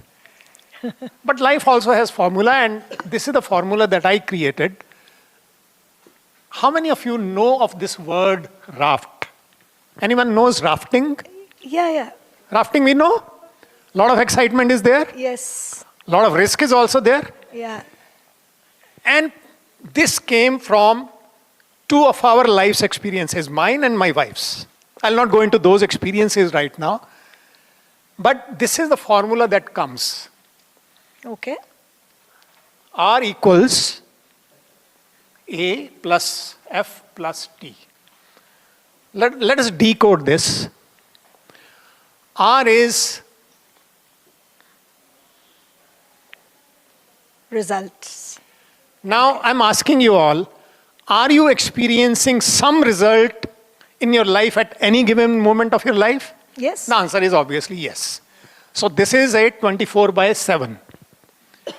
Second is, I'm again, to make it quick, I'm doing it myself. A is, Actions. are you taking an action 24/7? Yes or no? Obviously, yes. Third is, which was covered in the first panel a lot, is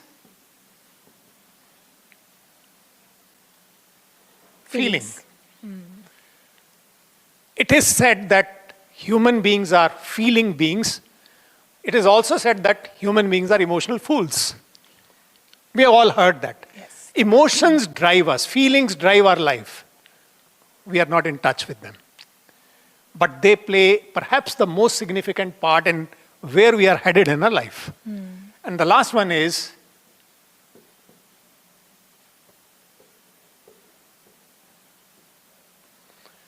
now all these 4 parts of this equation that I've talked about, results, actions, feelings, thinking, they are all operating 24/7.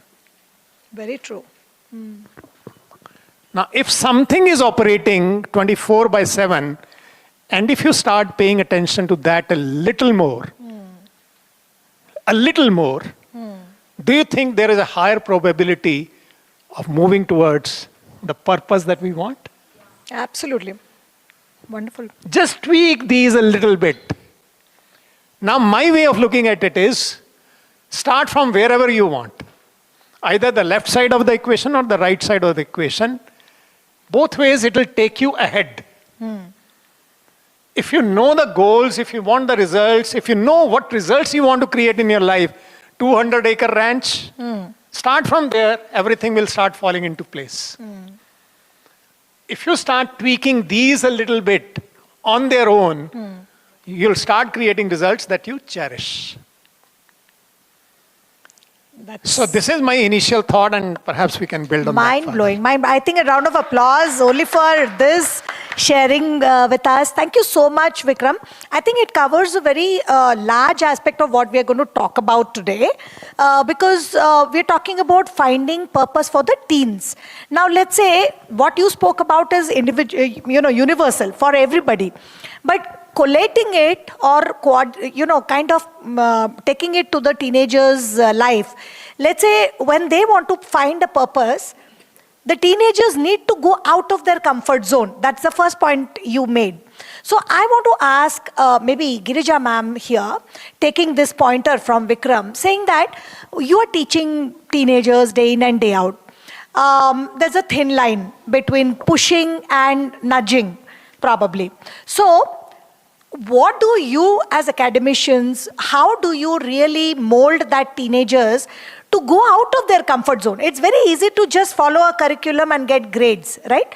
So in your view, how can we push or nudge the teenagers to go a little outside of comfort zone to find their purpose? Thank you for giving me this opportunity. I'm really very honored to be here in this panel with a great legend like Vikram sir, where he had given us a very beautiful view here. Really true. Today's parents, I apologize the parents for using these words, they don't have time to listen to their kid.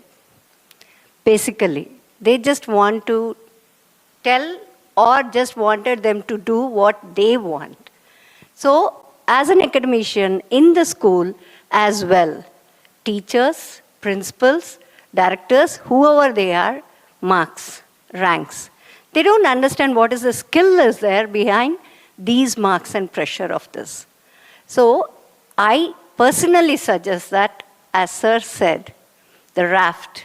For that, first understand what is the skill of the student. Go beyond the report cards. Don't focus over the marks. Yes, they need to pass, not the ranks. They need to understand what is the talent inside them. Bring out that. Give them the opportunity in the schools. Take them to the society. Show them what is the practical happening. Concept to reality, what they have learned. Are they seeing it in the society? How is it they can mold themselves in such a manner? So give them the opportunity in the schools, not putting the pressure over the parents, but show them the purpose of the child's skill, how they can explore. So I wish we had already done in our schools and in the colleges, concept to realities, whatever they have learned it. Let them put onto the street plays or as an exhibitions, bring out, appreciate, give them the confidence that this is your talent. Don't go with whatever you don't want to. Do the thing that you want to. Show them the path. Okay, you don't want to become an engineer, but your parents are pressurizing, fine. Just write the test for your purpose, for their purpose. But go ahead, explore what is that you want. Show the path for the students that these are other colleges, other universities apart from the Indian schools or whatever it is. So many other purposes there in your life where you can nourish, you can nurture. Listen. First, as an academicians, I request everyone to listen to the students first. Remove the fear in them, then only they can go ahead. Yeah, I think that's really important. You're saying that open the eyes of the child, let him visualize what else is available. You know, that's where you can actually guide them beyond the comfort zone. Okay, I understand that medical engineering is something options. These are the options available. But if there is entrepreneur, like to this morning, I was talking to some parents who said that my son wants to become an entrepreneur. Okay, very good. So then how do you really discover? That brings me to another important question to Mr. Ramnathan, saying that if a teenager has to self-discover what drives them or what gives them the kick. As a parent, how have you done that? Have you ever thought about it or nudged them to discover their own skill sets, discover what drives them? What are your thoughts? Yeah, see, probably thanks everyone for giving this opportunity. I would, probably say first spend more time with, kids, right? Then you tend to understand kids better, right? When you're talking about how would you get the kid encouraged to discover, right? Once you start spending more time with the kid gets confidence, right? Up there, right? So I would probably follow that path, right? Yeah. So typically that's the seeding aspect, right? The other aspect is when the kid is back from a school, they have learned something, right? As a parent too, for me, every day is a learning. So if I ask an open-ended question to a kid, right, how was your day? Okay, first point. Naturally, there will be 5 to 10 minutes of a conversation with the kid. That's another seeding aspect, right? So you know what is that the kid has learned, what is the passion with which the kid is expressing, right? And where is the kid moving in? Point 2. Point 3, then comes, how can I help you? Again, the kid will go back to that confidence, demonstrate that confidence, and then, put across. So these are something which typically once you start practicing, right, it doesn't come on its own. It's something like you keep doing again and again. Naturally, what the kid wants to do comes out, and then you encourage. Of course, when it comes to the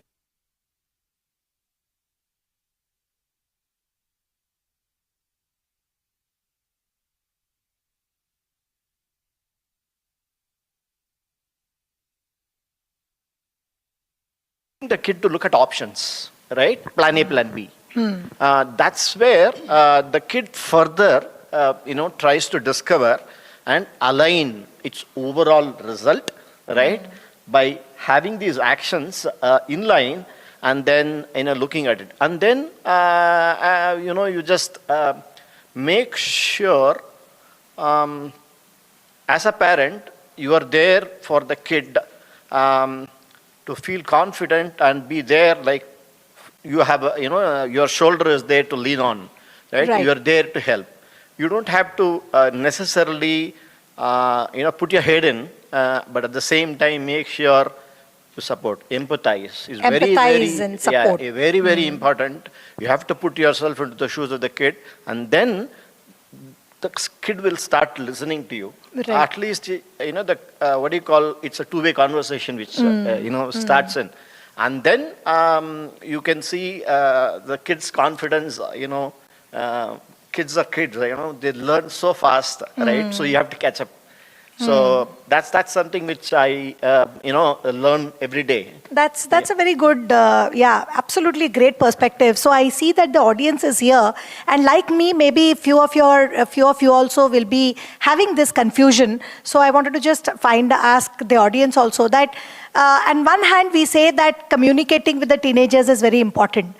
But on the other hand, when we really try to talk to our kids or our teenagers, they don't really open up, right? They're not they're not the easiest people to communicate, because you will get a snub and you will get a eye roll, right? So this is something that happens with teenagers. Okay, as parents, we want to help them find their purpose. But sometimes it's a blind spot because we are not really able to get through, I'll come to Vikram and say that, because you're a communication expert, what is the easiest hack that you can give parents and educators to be able to really get our thoughts through these teenagers, So what comes to my mind for this question is an image. Okay. An image of a parent and a child. Now, visualize this from the perspective, don't look at the age of the child, but just look at parent and child. Right. You will see parent as higher in height and the child in lesser in height, right? Right. Now, when it comes to communication, when you talk down, it's never going to work. Wow. Because no one wants to be talked down. Okay. No one wants to be talked down.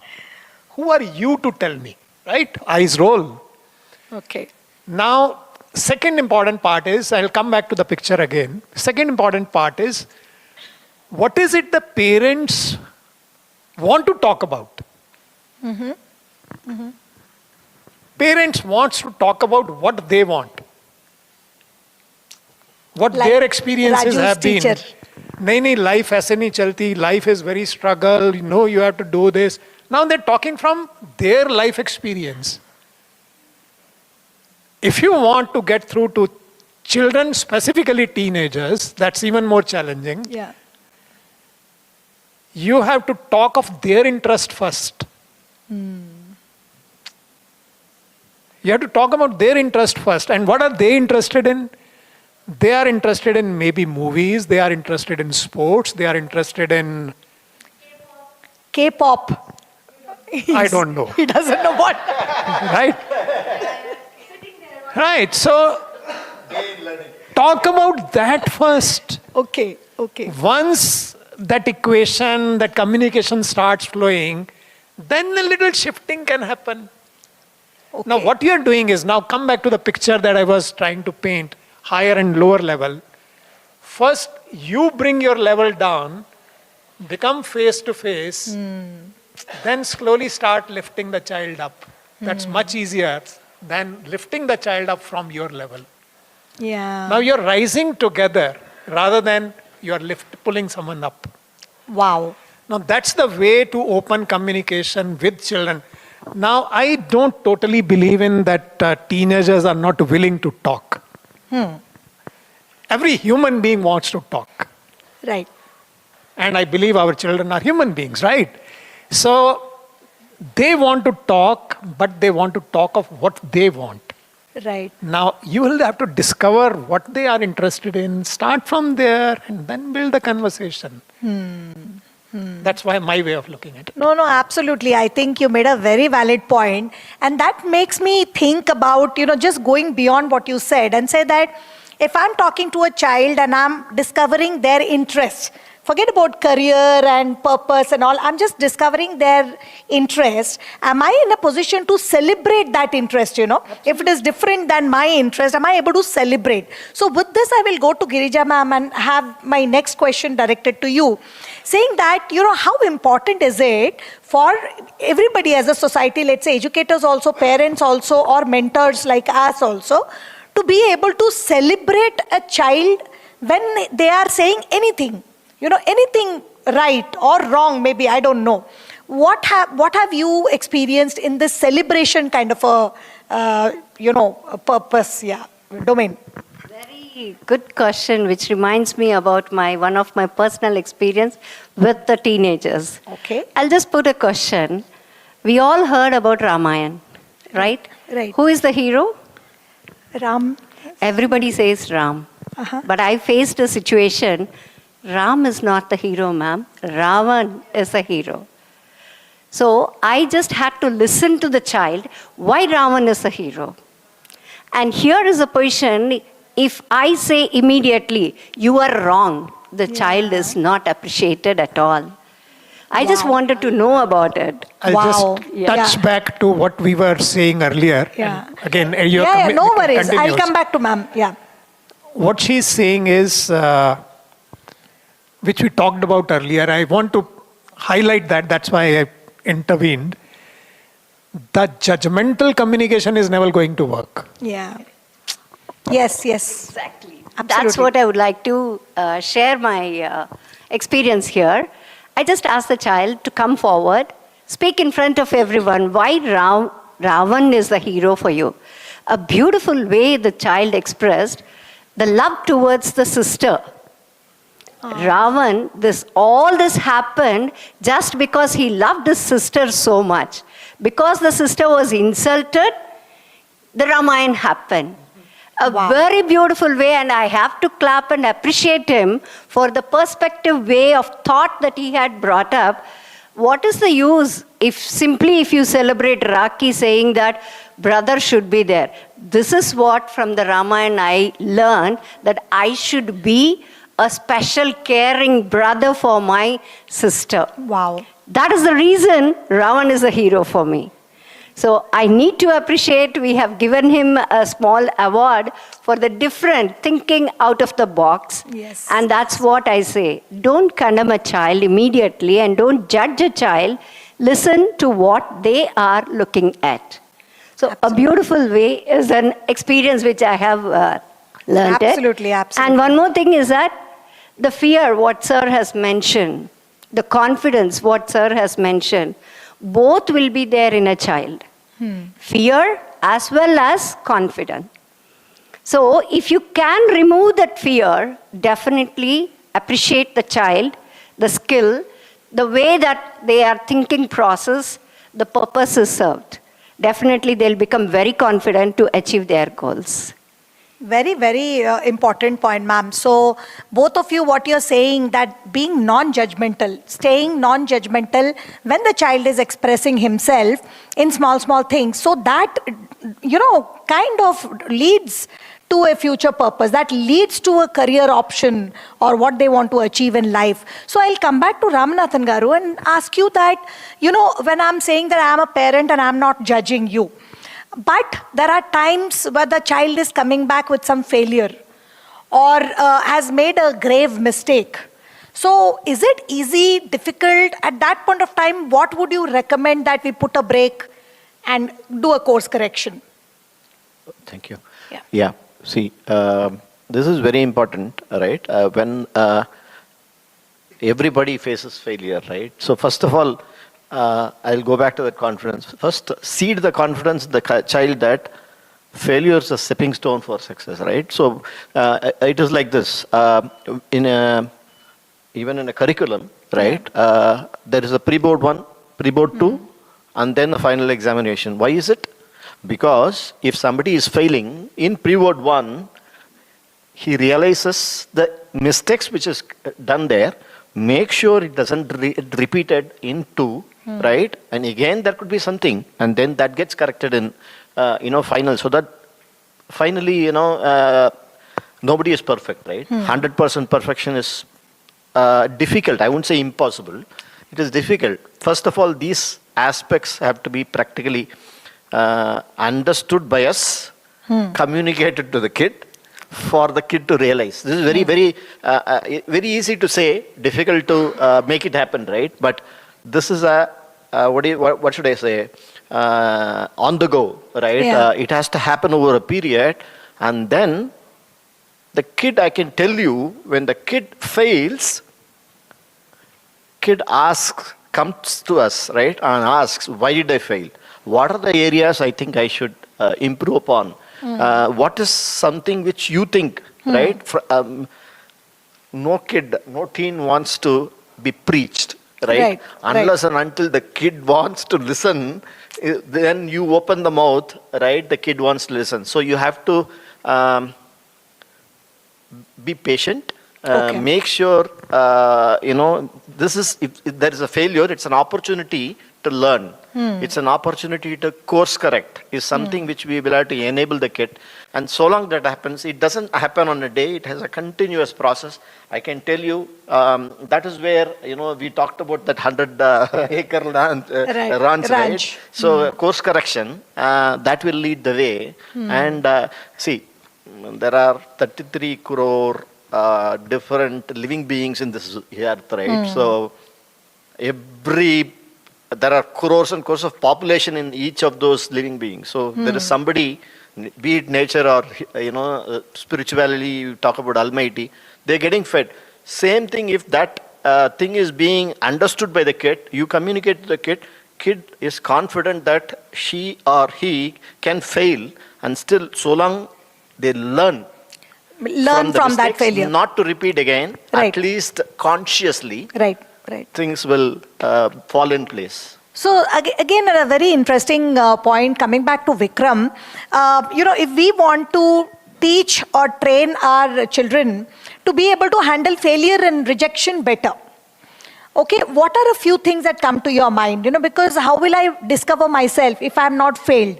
That's first part of my question. Second part of my question is also, when we look at parents' mindset, we think that failure means failing in a subject, or rejection means not taken in a maybe a community or a committee. But really, those are not the failures and rejection. It could be very minute. It can be very minuscule also. So what are your guidance? How will you guide us here? How to handle fear and failure and rejection for the teenagers? So, failure is a reality. And it's important that we understand how do we treat failure. Okay. Are we labeling it as failure, or are we labeling it as experience? I was listening to someone, and he said, for me, there's no failure. Either there is a lesson, or there is a movement forward. Anything that I do, there are only these two possibilities. What is the failure? Failure is settling down at what has happened and not trying to get up.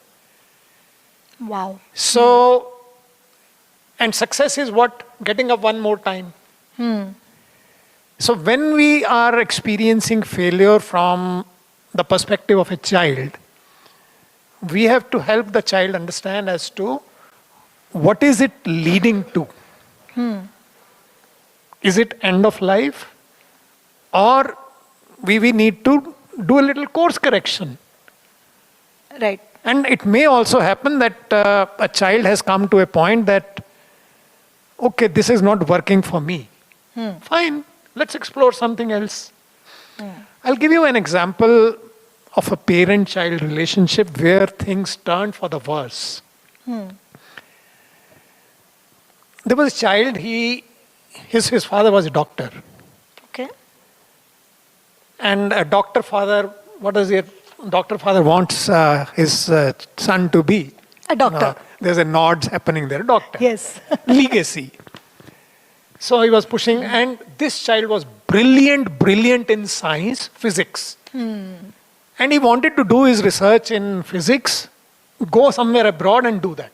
That was the confidence he was having.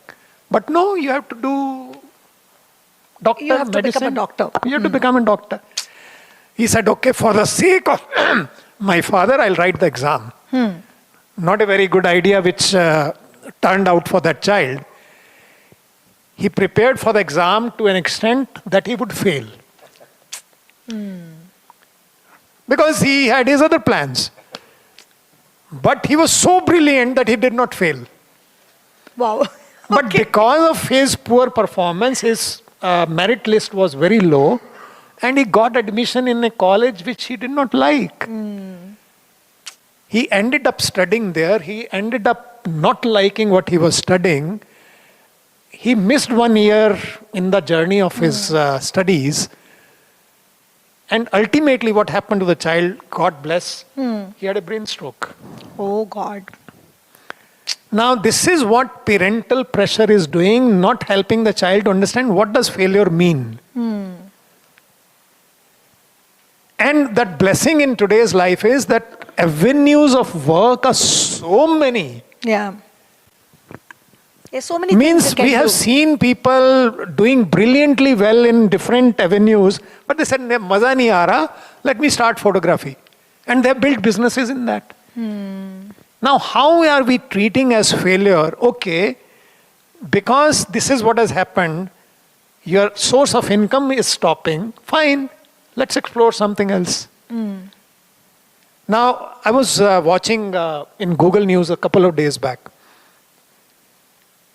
that a girl is talking to her father late in the night, "Papa, there's so much of pressure in what I'm studying, what I'm doing, I'm not able to kind of match."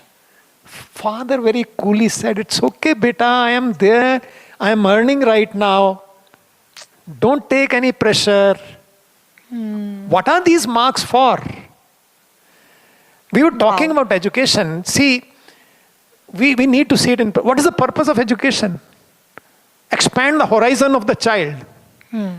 But what has started happening is, this education is limiting the horizon of the child. Correct. See, blinkers on like a horse, you are seeing only medicine, you are seeing only engineering and so on. So, the moment it steps out, it becomes a failure and the parent is not happy with it. Right. So, you go to this equation once again. Yeah. Through the conversation, through the communication that is happening with children, if a parent is a parent, in quotes, you are able to sense the inner world of the child.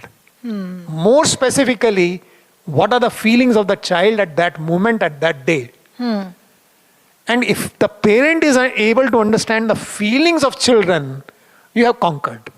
Right. This father, this mother understands what is going in my internal world. I don't need anything else. Wow. Correct. And failure is expressed in feelings.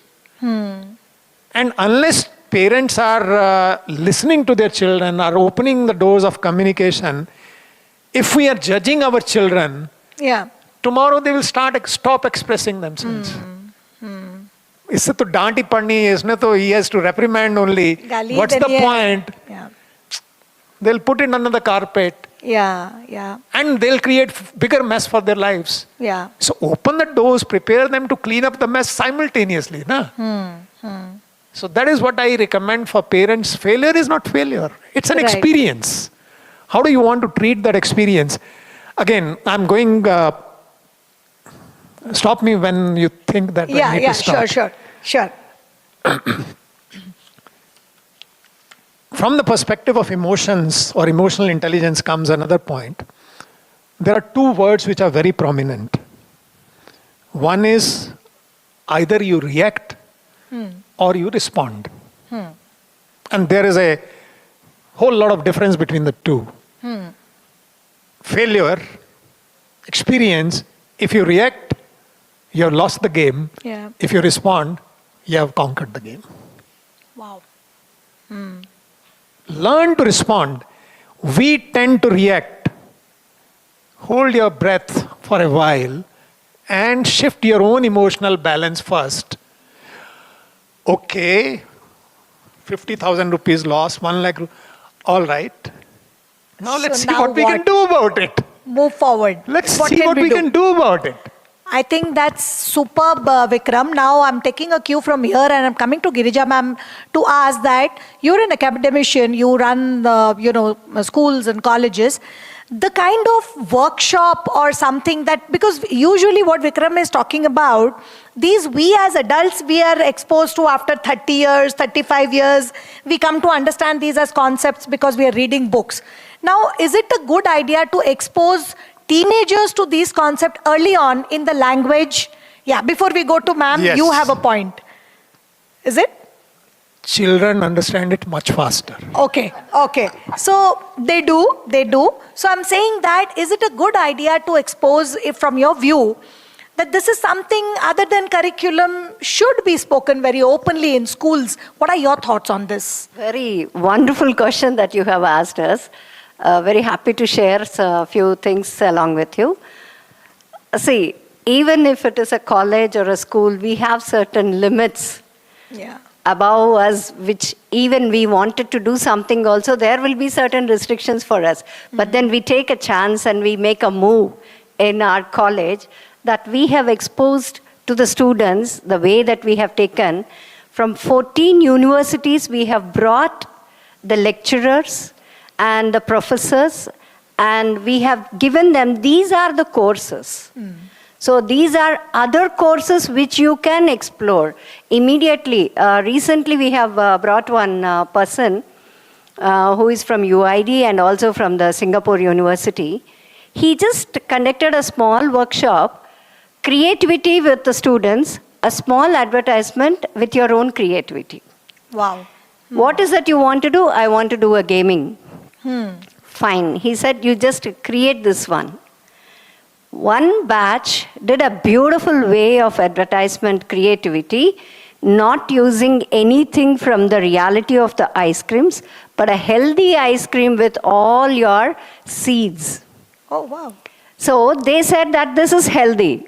So you can eat. Even a sugar patient can eat it. So this is where we say, gaming, when they speak about, what kind of games you want? Shooting, killing? No.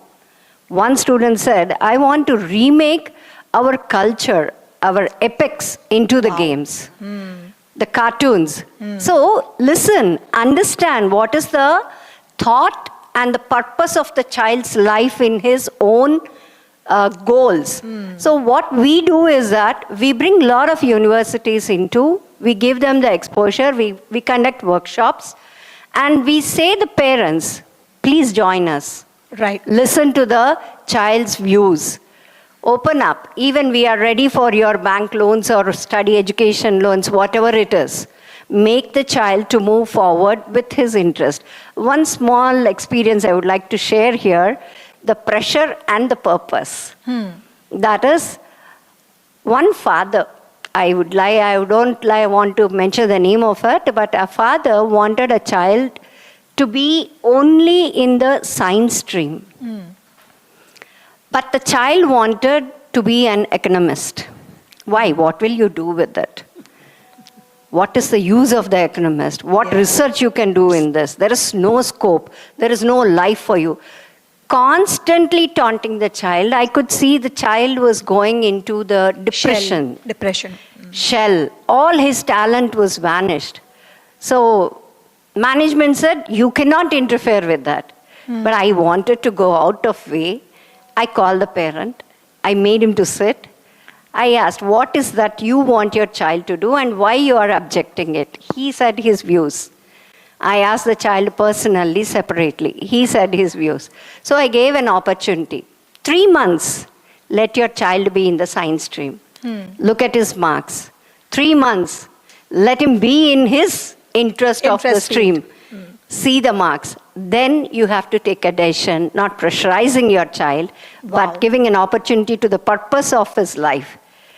The thing had happened, I could see now the child is in a university where he's doing a research on the economic side of it, how a country can improve with the economic status of it. Wow. See, that is what I mean to say, that academicians should listen, parents should understand, give them the clarity what is that is required. As sir once mentioned previously about doctor, the same the child wanted to be the doctor, the same had happened. Many cases, not one, where the child is entrepreneurship, passed in the NEET, qualified, got into the government college, and still she was very, very stubborn in saying, I want to become an entrepreneur. Both the parents were the doctors, they did not agree. She came to me and said, are you going to convince my parents or should I commit a suicide? Oh my that God. threatening, because she's very much more closer to me. And so we had to open up and say, sir, whatever you want, you have done in your life. Kindly don't pressure the child. And we have to convince for more than 10 rounds of our conversation.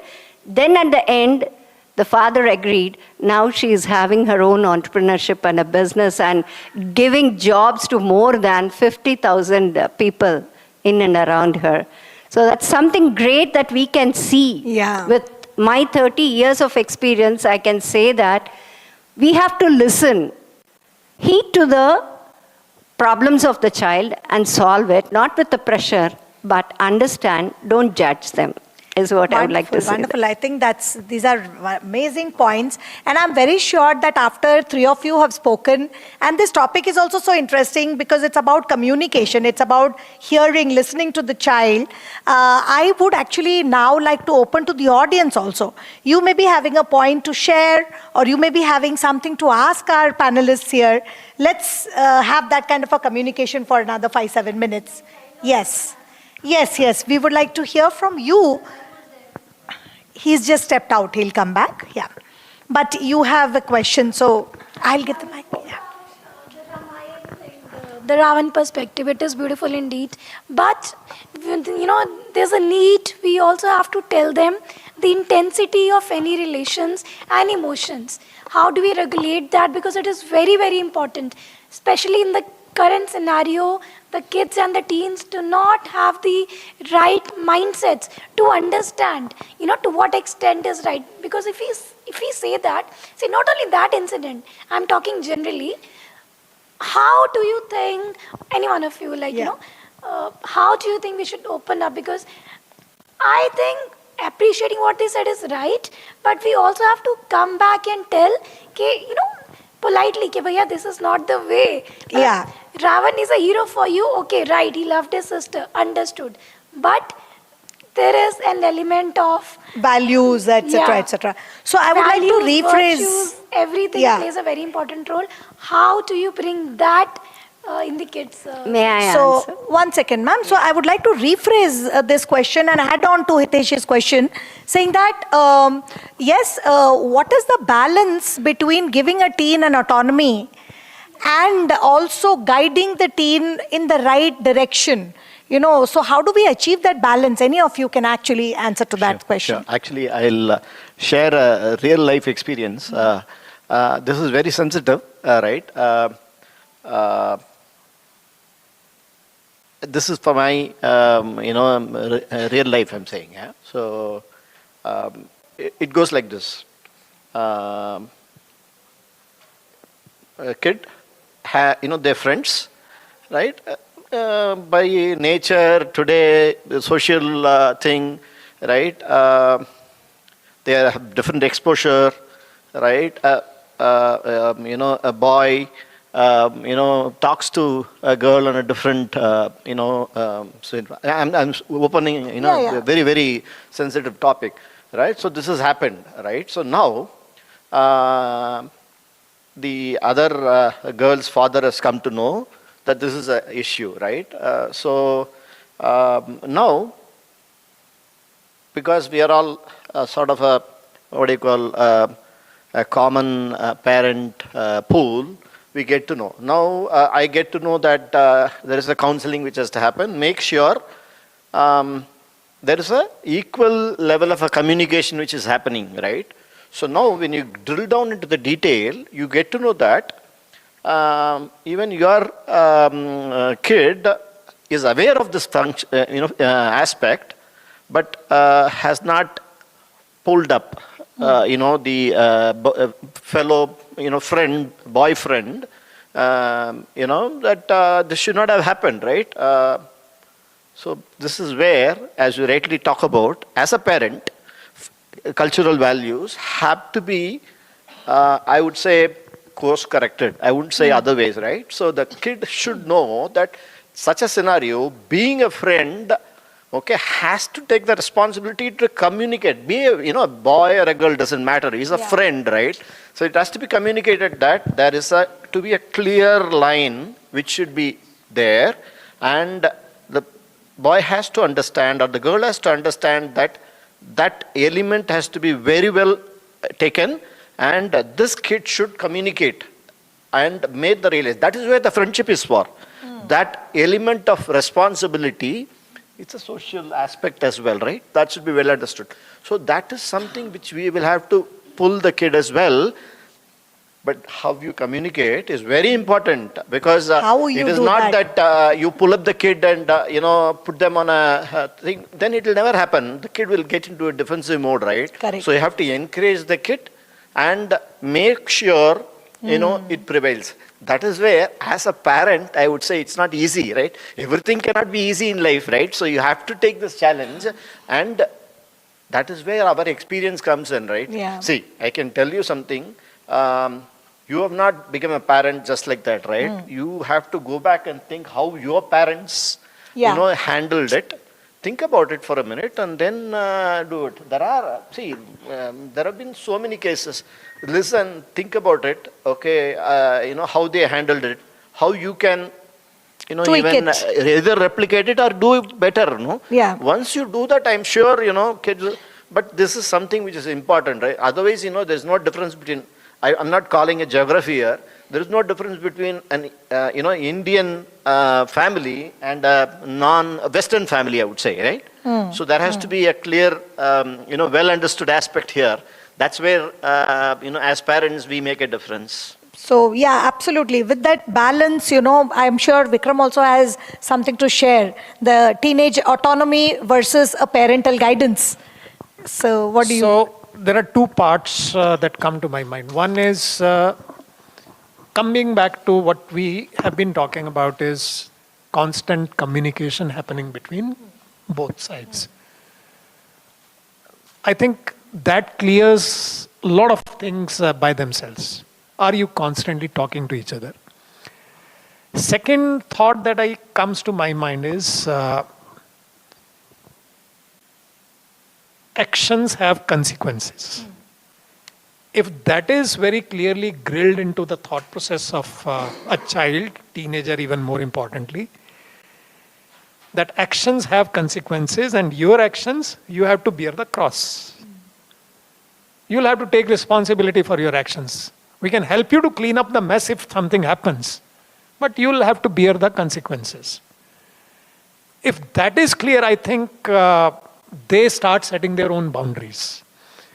Got it. And when we are talking about actions have consequences, there is another fundamental thing that comes into their understanding for the rest of their life, that there are certain basic values of life Yes.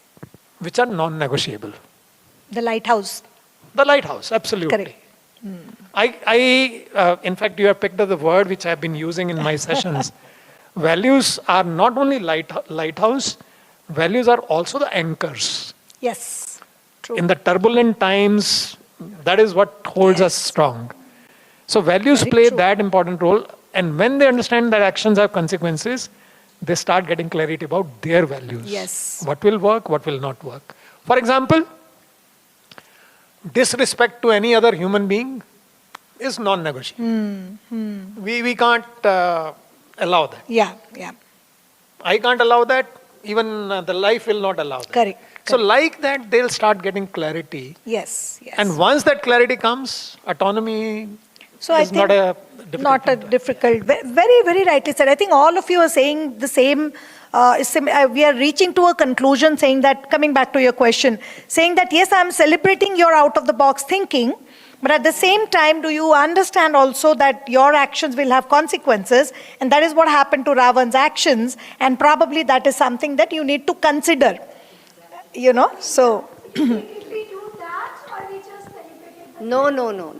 You have to do both. Celebration is only for that moment, not to condemn and not to judge him. Yes. But then we have to explain it very clearly about the culture, moral Yeah. values.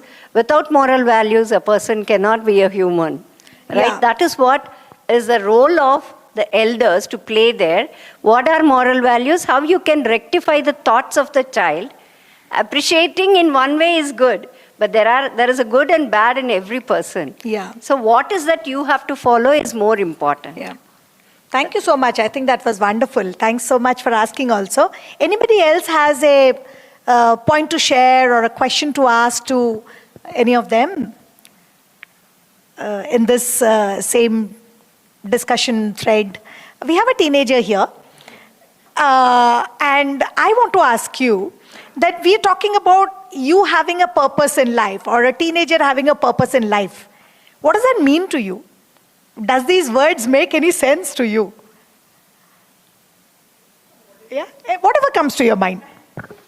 Like, what does a purpose mean to you in life?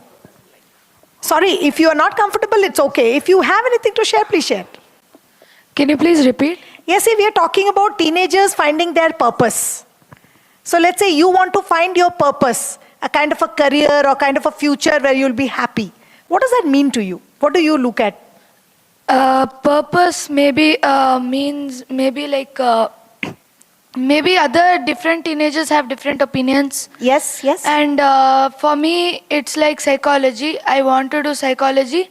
So for me, the purpose is that I become a psychologist and help people get rid of their trauma or cure them for their trauma, for example, like that. Oh, wow. I think a round of applause for... Beta, what's your name? Dharani. Dharani, which class? 7th, actually. You're in 7th. Oh my God, wonderful, wonderful. I think this is so simply put, but if all the teenagers are able to find that out, and I'm sure you want to do this because you have certain skill sets, right? So you have certain skill sets. So one last question to all of you is that the skill sets that you spoke about, maybe a last one I'll ask to Girija ma'am first because you've written a book about the NEP references. So, if I know as a teenager my skill set is talking, then is it a wise idea to direct my career towards that? Or do I think that arey uspe paisa hai ki nahi hai? You know, whether there's money in this thing I'm talking about. So how do we guide them into this? Is there money or not is the first question that will come, right? So when you're talking about skill set, how do you empower a child to follow that skill set? Yeah. Very nice question which you have raised it, which we are facing a lot of problems at present. Money. Why money, madam? I want to do it for my purpose, my interest. Money comes later. So NEP also is following the skills. Based on the skills it is framing the curriculum. That just go ahead. Vocational courses are there. Different kinds of skills that it has been developed and introduced into the curriculum, which is going to come into existence from 2030 onwards.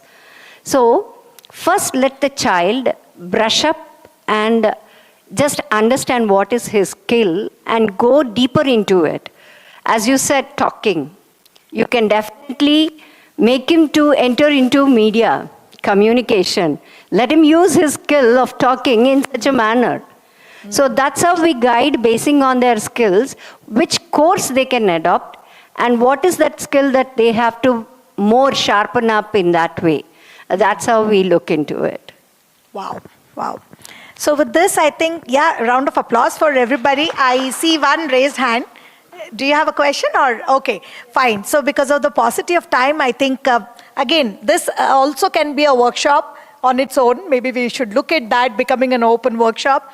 Thank you so much, Vikram, for giving us these, because you wrote it down, it's imprinted in everybody's mind now.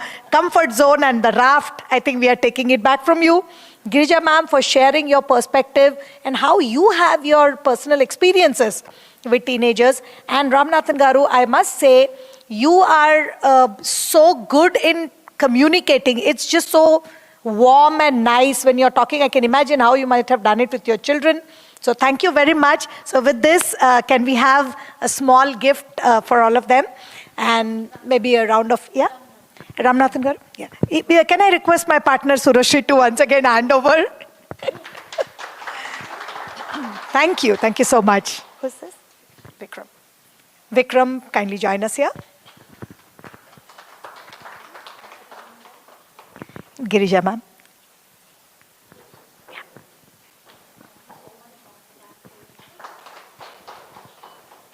Thanks again. And once again, we'll take a quick picture with the panelists and then we'll come back for the third panel. And there is a refreshment, I think. If you're hungry, would you like to have something now or after the third panel? We'll leave it to you. Yes, please come. Just give us 2 to 5 minutes. If you wish to go to the washroom and all, you can go and come back. Thank you.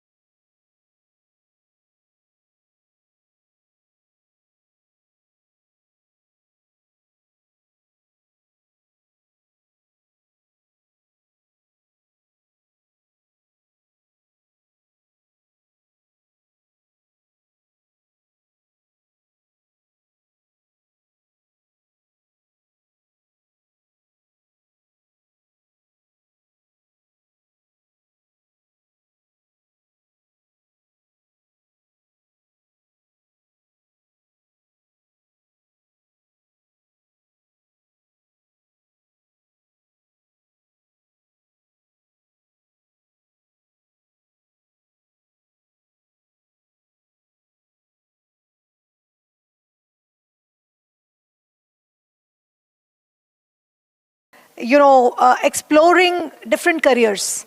So how do we empower our teenagers to explore different careers, what it entails to be successful in different careers than what we already know about. And in this, I would, invite our expert on the panel, and which is none other than my partner in Rise Up Education, Ms. Surashri Banerjee. So Surashri, yes, with a round of applause.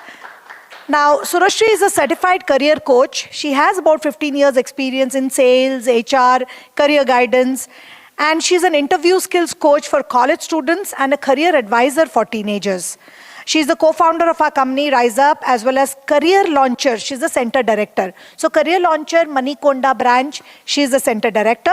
She is passionate about building a society where individuals choose careers out of conviction and not compulsion. Thank you so much for sharing that, Surashri, and welcome.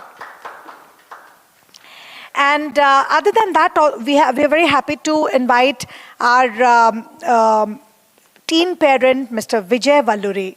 So Vijay ji, please join us here.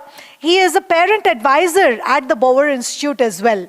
And we are very happy to have you here. Looking forward to hearing more from you. Other than this, we have Ms. Shubhashri. Sudhashri, okay. Sorry about that. Now, Sudhashri is an educational professional from the Suchitra Academy. I'm very happy to have you here, Sudhashri. You can take your seat there also. And yes, I would require one more seat. Can somebody help me with another seat here? Yeah.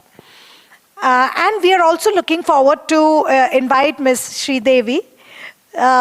Ms. Sridevi is also a teen mom as well as an architect by profession. So please join us here. Yes, can take a seat here.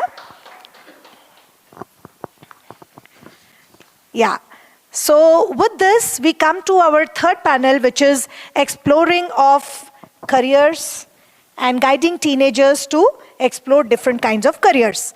Now with this, I would first like to ask Surashri to give your, inputs about the basic context being, how do we guide children to take the beaten path? Or what does it entail to choose a certain career? What is the right age to probably begin thinking about a career choice? Thank you so much, everybody. First of all, good evening for coming here. And we wanted to curate some program which would be where we are discussing about teenager and parental things. Now, when I see this, I really feel, okay, we thought our emotions and feelings were there. We took the action and result is pretty good. So I'm very, very happy about it. And it sum it up, so my anxiety will reduce by seeing that. So to start with understanding that what career, and it's a huge subject. We only think and talk about career counseling, career guidance, 1 hour session, and it's done. It is not. Let me start with a small story of a child, class 7, 8. If we have, that child in class 7th onwards, generally after 6, 7, we see how the child is growing. Before that, they are just very playful and doing naughtiness. So after that, they keep changing when they are falling into teen. And there was a child who was quite extroverted, I could say.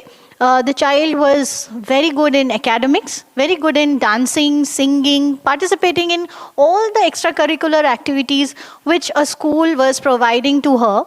And she was always number 1 or number 2 in anything. She used to do that. And she was a happy child, though she did not have a lot of friends, maybe society or locality was something. She did not have a lot of friends, but she was contented with what she was doing. So when it was time for her to when she was in 9th and 10th, when discussion started, what we should do in 11th, she has never been given an option that there are options of 3 subject streams. She was good in academics, so she had been told that, good academics, you should do science. Now you have an option. Shall you take maths or biology? You decide as per your choice. Nobody asked her, is she good in physics or chemistry or not? So she had no clue. She also had that idea, if somebody is not good in my class, the failures who are sitting backbenchers, they should take humanities because they have nothing else to do in life. And nobody saw that girl was good in maths and science and biology. She was also very good in social science. That nobody saw. Because it is a social norm past 25 years ago also, now also. Good student should take science. Mediocre student should take commerce. And waste student should take humanities. So that's how has been told to that child. She took biology. As biology means you have to write NEET. There is no option. There is no option that without medical she can do anything, that child. So she took NEET without any preparation. Nobody told her that for NEET you have to prepare hard. So she did, definitely she failed. And then what is next option? Somebody told her friends were going for biotechnology. And the parental system was, parents were very open, do whatever you want, we will support financially, we don't want you to be in a very small town, go ahead, live your life, learn how to live alone, be financially independent. They gave all the right values from 9th onwards. That father, mother gave that kind of upbringing that you should not be dependent on anybody, be financially independent, savings, how you should save your money, everything they taught, but they didn't know how to guide the child to get into a right career. So she landed into a good college, she did again, everybody told her study hard in graduation, do good in masters, she did. Masters also finished, she did not get job. After doing everything right which has been told, she did not get job. And she landed up doing lot of tips and tricks and miss and match. Whatever came to her path, she started taking that. And then over the period of time, she realized what she is good at. And then when she goes back and see that if she could have taken humanities, psychology, then management, then her life could have been started earlier rather than what is happening now. And that child is none other than, it is me, Surashri Banerjee. So this is my child, so a childhood story. So I am the career coach now, which I did not get. So this pattern we need to break. So my point of telling is, this is a pattern. Still 99% of parents are doing same. I meet many parents, they come and tell, we are very open to our kids. They want to do whatever they want to do. What is that whatever? Nobody tells them. We just can't tell them a 13-year or 14-year whatever. They don't know. So we will discuss in this panel that how we can analyze and understand their skill sets. And we have already done a lot of communication and mental health discussion right now, which all leading wonderfully. Mental health we started, then communication, and now we are talking about career. It's wonderful that we are going in the right step in this discussion. Second part, which would like to say that gap year. Many times people are saying that gap year is good or not. After 12, they should take a break. Or in 12, they should do entrance exam preparation. We all know that there are a lot of entrance exam nowadays. Every college need preparation. So it is again a very thin line. We can give a break to a child if we can, again, communication and mental health and emotional quotient is so high that we can help the child. You can take 1 year break. It's okay to take that break and build yourself. Because if you see from kindergarten to 12th, the child is only studying, playing, going to basketball, going to cricket, coming back, curriculum. When that child has a time to grow, when the child has time to work on his or her health, we are not seeing the physical health also. Most of the kids are now getting obese. They don't know how to play with the kids. They are also going for tennis. Okay, this is time for tennis, go. Why? There is no structured, all structured things are there. Non-structured playing is going away from the society. Just going out with friends and doing something and coming back is not there. That is healthy. Just going to another AC room and playing game is not healthy. So, if we can analyze the child, that the child can take that 1 year of gap where there is no discipline, no school, no protocol, and can build himself or herself, then gap is very good. If the child is not that stable, or we have to make it, or some kids are like very intelligent, they can take both the pressure, 12th pressure or entrance exam pressure, then that is definitely fine. So each child has a different set of growth style and pattern of understanding.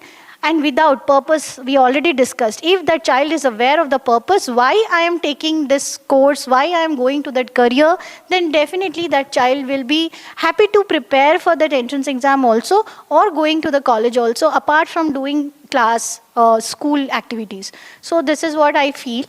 and we can Yeah, start wonderful. discussion. So I think what you have touched upon, we said the emotions, the mental well-being, the feelings, and then we spoke about purpose, finding the, goal as to what do I want to become. Now, let's say I have a vague goal. So now my next question is to Sudhashri, is that as a child, let's say, I found something, my parents said, okay, you do whatever you want. I'm giving that autonomy. Now, I have a very vague goal. And then they are looking at the school or the academicians or parents or, elders to guide them as to how do I realize this goal now?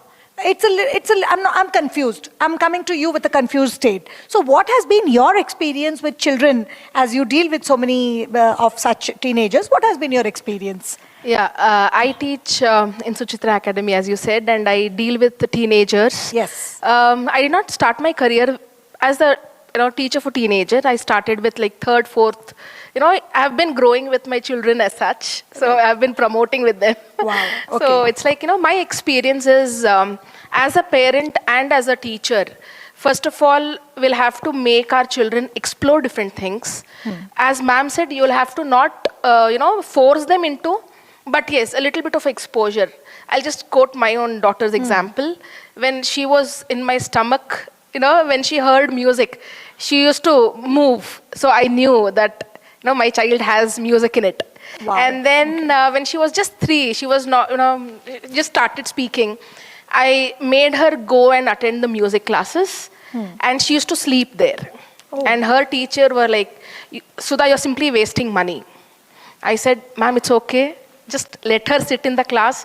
If she wants to sing, it's okay. Otherwise, it's okay. No problem. Don't worry about the money. I'll take care of it. Just give her permission to be there. And now she is 12. She sings really well. She is my stress buster, I should say. Wow. And if in case I had withdrawn then, maybe, she would have not been to whatever she wants. So this is my approach as a parent. As a teacher, every child is unique. And each and every child has something in the child. I always remember this quote which says, don't mold a child because it's not a thing. Yeah. You'll have to let the child unfold. And unfolding happens step by step. Correct. It doesn't mean that the child is, we can't climb the mountain in just one step. Let the child take each and every step. Yeah. That is something which is so very important. As teachers and parents, we should have so much of patience to let our children explore and then decide what to do. So as a parent, as a teacher, this is my approach. Both the perspectives. Both the perspectives. Let them explore. In fact, once they explore, they get to know what they are good into and what they need to do more. So let them, and when they choose, I think they will give the best. And if we choose for them, they say that you chose and I was not interested. So that blame game should not happen at all. Correct. And my father always used to say, you take up anything, but you be the best in the lot. In that. And if you're doing good in whatever you feel like, and you take it as your profession, don't worry about money. The money follows. Yeah. So ultimately, it is the materialistic thing which we all go for. And when you are a child, and I being an entrepreneur teacher, I have around 29 children with me. And I am so proud to say at least 5 of them have started their own business. Wow. And it is all their interest. Right. So it's like, there is so much to do. There's so much to do. And being a lifelong learner is something which is more important. Age, gender, place, really doesn't matter. That spark in you should be there. Whatever, you should be like a sponge. Like, you absorb as much as possible, but still there is something more to absorb. So if we have that kind of an attitude induced in our children, maybe we will do justice as a parent and as a teacher. Superb, absolutely. So taking the cue from Sudhashri saying that there is so much to do.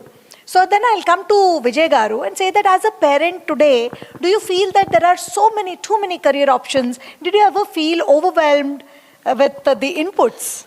What has it been? See, one of the main things is that we as parents or the society as such today, we are only looking at career. When we use the word career, that means I'll say I'm going to do a job somewhere. The mind has been tuned such a way, I'm going to do a job. I'm doing a bank job. I'm going to work. And we are all, what we say, we all are doing only white collar jobs. So what we'll say, I want my child, he'll go to Infosys, he will go to Microsoft, he will go to this one. And in terms of the whole purpose of that, we are thinking only of the career. Correct. We are not thought to the fact that how will this fellow learn some skill and survive in life. Okay. See, today basic survival is not only by education. You require exposure to things happening around you. What is happening, what problems. See, when today, let us say you're involved in an accident. Suddenly I have fallen off at home. They should have the knowledge how to problem solving skills. They have to develop intellect.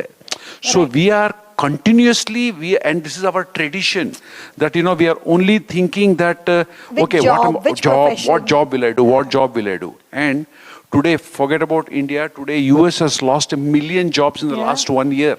Yes. And see, if you look at my kith and kin and my family and friends who went to the US today, they are all saying, of course, US. See, now the whole job situation has completely changed. So we are only, the emphasis should be on developing a skill. Right. And then you have to develop intellect. Intelligence I can get in a school, but I can't get intellect in a school.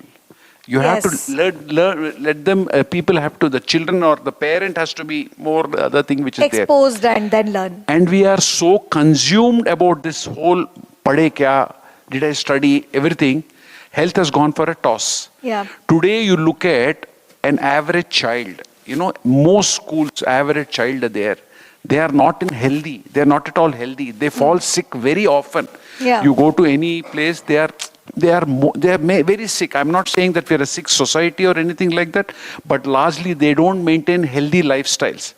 So, I mean, I would rather have an uneducated healthy son than an educated unhealthy son. Unhealthy child. So, so the parents or the school system should be focused on also. By the way, please don't forget that your health is far more important.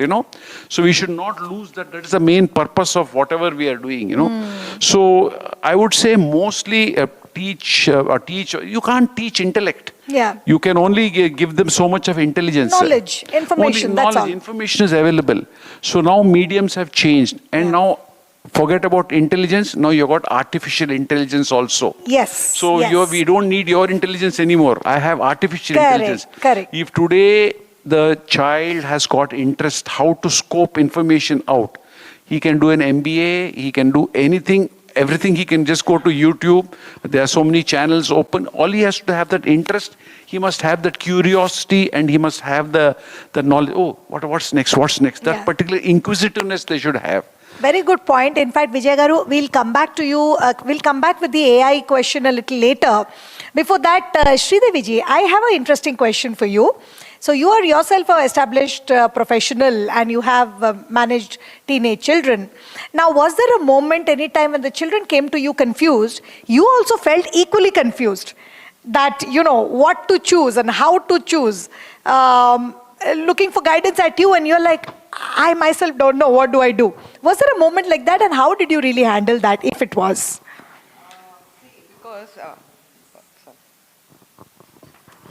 See, as you said, I'm also in the same sphere. Like, Okay. during our 80s, it was always medicine, the top. So if you ask some of my friends, oh, what are you doing? I'm doing commerce. Oh, so we already know he's a 70, 60 percentile. Oh, I'm doing arts. Oh, that means he's like just passed. Just passed. So that was a preconceived notion. But as now there are so many career options. Yes. There are so many career options that even a parent, I'm unaware of. Yeah. Things now, I also have to take my kid to a career counselor for guidance because there are so many options that a person can choose from. And now even during studies, I think now you can, if you want, a kid wants, they can take biology if they like science. They can take psychology if they like something from humanities. They can take accounting or finance if they like something from commerce. So that liberal studies is prevalent today. Yes. which is a plus point for the kid. Yeah. But if a kid comes to me and asks for career options, my scope is very limited because Correct. I'm not in that industry or I don't know of the new things that have come out. Right, right. So that's when we take them to a professional for a professional help. Right. But my take would have been like how now in Bauer, say my teenage son is coming here. They're not being taught like a regular off the book. They're just having talks, Yeah. seminars from people from the industry. So my take would have been that if in school itself, like even if a kid wants to do engineering or the parent wants the kid to do engineering or medicine, you don't know what a doctor goes through. What are the pros and cons of medicine? Right. What are the things? So if they are known, like my nieces in the US, Yeah. already knew that one wants to be a dentist, go into the medical field. So what they have there in the 7th, 8th, 9th, after school, they go to a dental clinic, they work under there, which is within the scope of schooling. So they have the hands-on, or they know. Then she realized, oh my God, I don't want to put, she only knew dentists are paid well. Right. She realized that, oh, I don't like seeing other people's teeth. So she moved in from there to something else, like cosmetology. So they have the hands-on curriculum wherein the doctors, or if they want doctors or musicians or photography or fashion, they come and speak about their careers, about the pros, the cons, so the kid already knows what he or she wants, whether that is in line to what they think. Wow. What they see is through movies and books and what friends have done or their uncle aunts have done. Yeah. So that's the scope of a kid, right? It's like how a limited. parent, I don't know what are the different careers. My kid also has limited, knows what my uncle is doing, what my auntie is doing, or what my friends want to do. They follow that path. Yeah. So, Very true. getting people from the industry in the school level, I think, will really help shape them their ideas. Like, for example, as you told, I'm an architect, but I have never done anything of architecture. So it's like that. So maybe I had that hand-holding earlier, or knowing what I'm going to get into. So you know whether that's in it for me or not. Amazing. I think this opens up the conversation that is it really a good idea to start thinking about career after a child has reached 11th grade, 12th grade, or is it a good idea to start it when they are younger, like you said, 8th, 9th grade, So you can share, and then I'll quickly move to Surashri about the same point. Yeah, I think, like as you said, some kid needs to unfold, some need molding, but that is a very individualistic thing. So there are times some kids need molding. For that, you need, again, outside help, or if you can. Yeah. Okay, and for some, if they have that the drive and self-realization early, they can unfold. But if some kid cannot, then showing a path, I think, is important. Is important. And that again depends on kids' maturity. So I mean, you can't say one size doesn't fit all. True, so it is like whether it is too early for some kids, could be too late for some kid. So I think that is very individualistic. So parent very true, very true, very true. Or a teacher parent can identify. Yeah. Teacher and a kid. Kid can identify. So coming to Surashri, since you are extensively working in this field, in your opinion, would you say that, like ma'am said, like Sridevi said, it is individualized. Some take it early, some take it late. But is it a good idea to expose them? All of you spoke about exposure to different careers. Is it a good idea to expose them to options and their own self-discovery at an early age? And how do we do that? Yeah, thanks for that question. And also what ma'am said, it is what I thought I will tell, if this question has been asked, that there's a structure of career guidance. It doesn't happen over the night. So when they are in class 5, 6, 7, communication, talking to them and realizing them that, okay, where you are eating or what dress you are wearing, everything is a job, everything is an industry, everything has a work, people are getting paid. You are eating your food, it is not only coming from Zomato, it is coming from farm. Who is getting it from the farm till your plate? There's a whole lot of chain of people and work. So just making it as a fun talk on a dinner table, fun talk on a vacation. If we start this communication early, then by the time child goes to 8th and 9th, and if the school is providing the exposure what US schools are doing, that's you will not have this confused kid ever in your life, I feel. Because I was also thought to say that job shadowing, internship, we heard that the internship is important in colleges. Very good. Before we reach college, internship idea is not there in school. That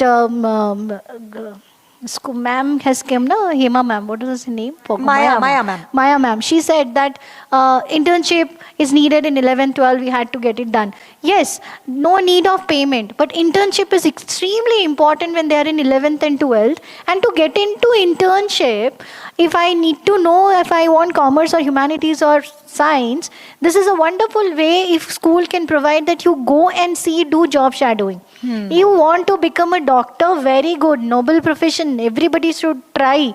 But are you having that skill? Can you work 32 hours in a shift without a break? Go and see how the doctors are working initial 10 years. If they are okay, very good, then you prepare. Then the purpose would be there. The purpose driven which we are talking about. Correct. Purpose will be built in that. So it should be early as soon as possible. Definitely based on the child's maturity, but that maturity school and parents and educators can understand and take them to a career coach or somebody in the family who can talk to them like that. They may not listen to the parents. They feel कि अरे तुम लोग बहुत ज़्यादा बोलते रहते हो. So they will be overwhelmed. Kids are always like that. So give it to somebody else, that department. Because until and unless child is realizing what they want, they will never listen to us. They will never listen to kids. Friends. They will also not listen to parents. It should come from within, and that can only happen lot of exposure, going to different industry. Every kid love eating ice cream. How many of us bought ice cream to the kids? All Everybody. of us. Have any of us taken them to any ice cream factory? How it is made? No. Because that we are not doing it. We are taking him to the mall and just buying things every time. We are just giving them gifts. We are not taking them to those kind of companies to see that how the gifts are even made. Then they will start thinking, oh, I can also build it. Why not? They are watching cartoons. Have we told them that if you are good in drawing, you can design those cartoons? They are moving drawings. They are not some real people. If you are talking them, there's so many people are talking, voice-over artist. I wanted to become a voice-over artist when I was kid, but I did not know the term. Nobody was aware क्या होता है voice-over artist. Then I realized there are very handful of voice-over artists now in India who are working for all the industry. It's a huge demand and nobody is talking about. It's a profession highly paid. People like to talk. People have voice modulation. They can be excellent in that. People who are not extrovert, they don't want to meet people, want to work alone. Extremely good profession. Why not? Right. So if the child is introvert or extrovert, we need to decide. For that, we need to put them into various activities and observe. Then talk to them about various things. And then we can guide them in a way that they understand this entire whole, and by 11 they know which subject stream to choose and which career to go. If not career, if I'm failing in the career, their resilience, their kind of, failure also, they will understand that failure is nothing, it's learning. So how to evolve myself and change with the world. Because every 2-3 years now, entire industry is changing. Correct. Keep evolving. And we as a human also seeing, right, what we were 10 years back, we are not now. So our kid, career guidance is not that the career path is fixed now. You are in 12th, you are doing law or you are doing CUET entrance exam, going to that college. I am done as a parent. No, they will change. And we have to build that skill that they will change, they can evolve, and they know what to do when they are elder. So that's a very important thing, making sure that the child knows he or she is constantly learning and evolving, and that also is a skill to be built. So with this, I want to touch base one point to Sudhashri, because you said your daughter, when you were pregnant with your daughter, the music she used to listen. So that made me think about the different intelligences people have. So let's say you identified early on that she has a musical intelligence. Now we talk about multiple intelligences. As a career, as a mentor to your students, how have you used this multiple intelligence angle? Any anecdotes or any stories that you remember about this? Of course, I'll talk about it. As you said, we have multiple intelligence, and one person can be good in 3 or 4 intelligence. A person who is an introvert may be good in sport. So first of all, the assessment should be revisited, I feel, and the way we talk to children. It's like usually we have climbing a tree is an assignment. A monkey will do it nicely, but a fish doesn't do. Yeah. So we'll have to change the how the assessment procedure is. I don't want to blame the system here, because we say that schools doesn't allow. Have we ever tried in our classrooms? If we have tried, how? For example, in my class, when I talk about assessments, I will ask the children to create their own questions. And when I do the worksheets, it will be of 3 different levels: easy, medium, and difficult. I will give that freedom to my child to choose the difficult first, maybe, and then come to easy, or the child can choose. Medium. Yeah. And when we frame our lesson plans as a teacher, it should not sometimes it is really a true thing that we hardly refer back to it. Rather than you give tasks to children who are, some task which is to be given as an internal marks to everybody. I'll take this example of 2 rubber bands, one a smaller one, a little bigger one. So in our school system, what we do is, we will try to expand the smaller rubber band to the bigger level. Are we not missing out on the child who has so much capacity? What are we doing to that child? So when you are giving the assessment, make sure you give you create a model. And it is not that you are choosing a child to create one. You just give it as a common assignment in the class. Let the child choose, depending on the interest, depending on how much involvement the child wants to be in. So you're saying with that, you can actually assess out of the 8 intelligences, what is the dominant intelligence of the child. And after identification, then we'll have to be a real, very sensitive in terms of observations. As one of them said that the interest keeps changing. My daughter says she becomes a psychologist when she grows up. That's okay, I'm okay with it. But if she tells that I want to be something else in future, I as a parent should be okay with it. I as a teacher should be okay with it.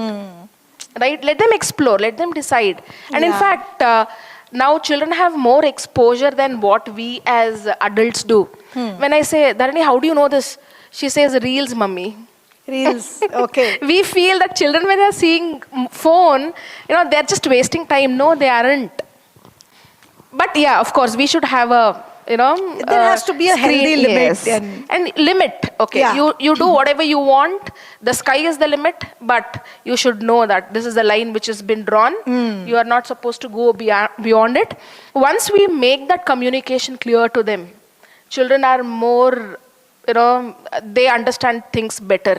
Okay. And once we hold the child tight, they will want to run away. But when you give that freedom in the initial stages, they take the ownership.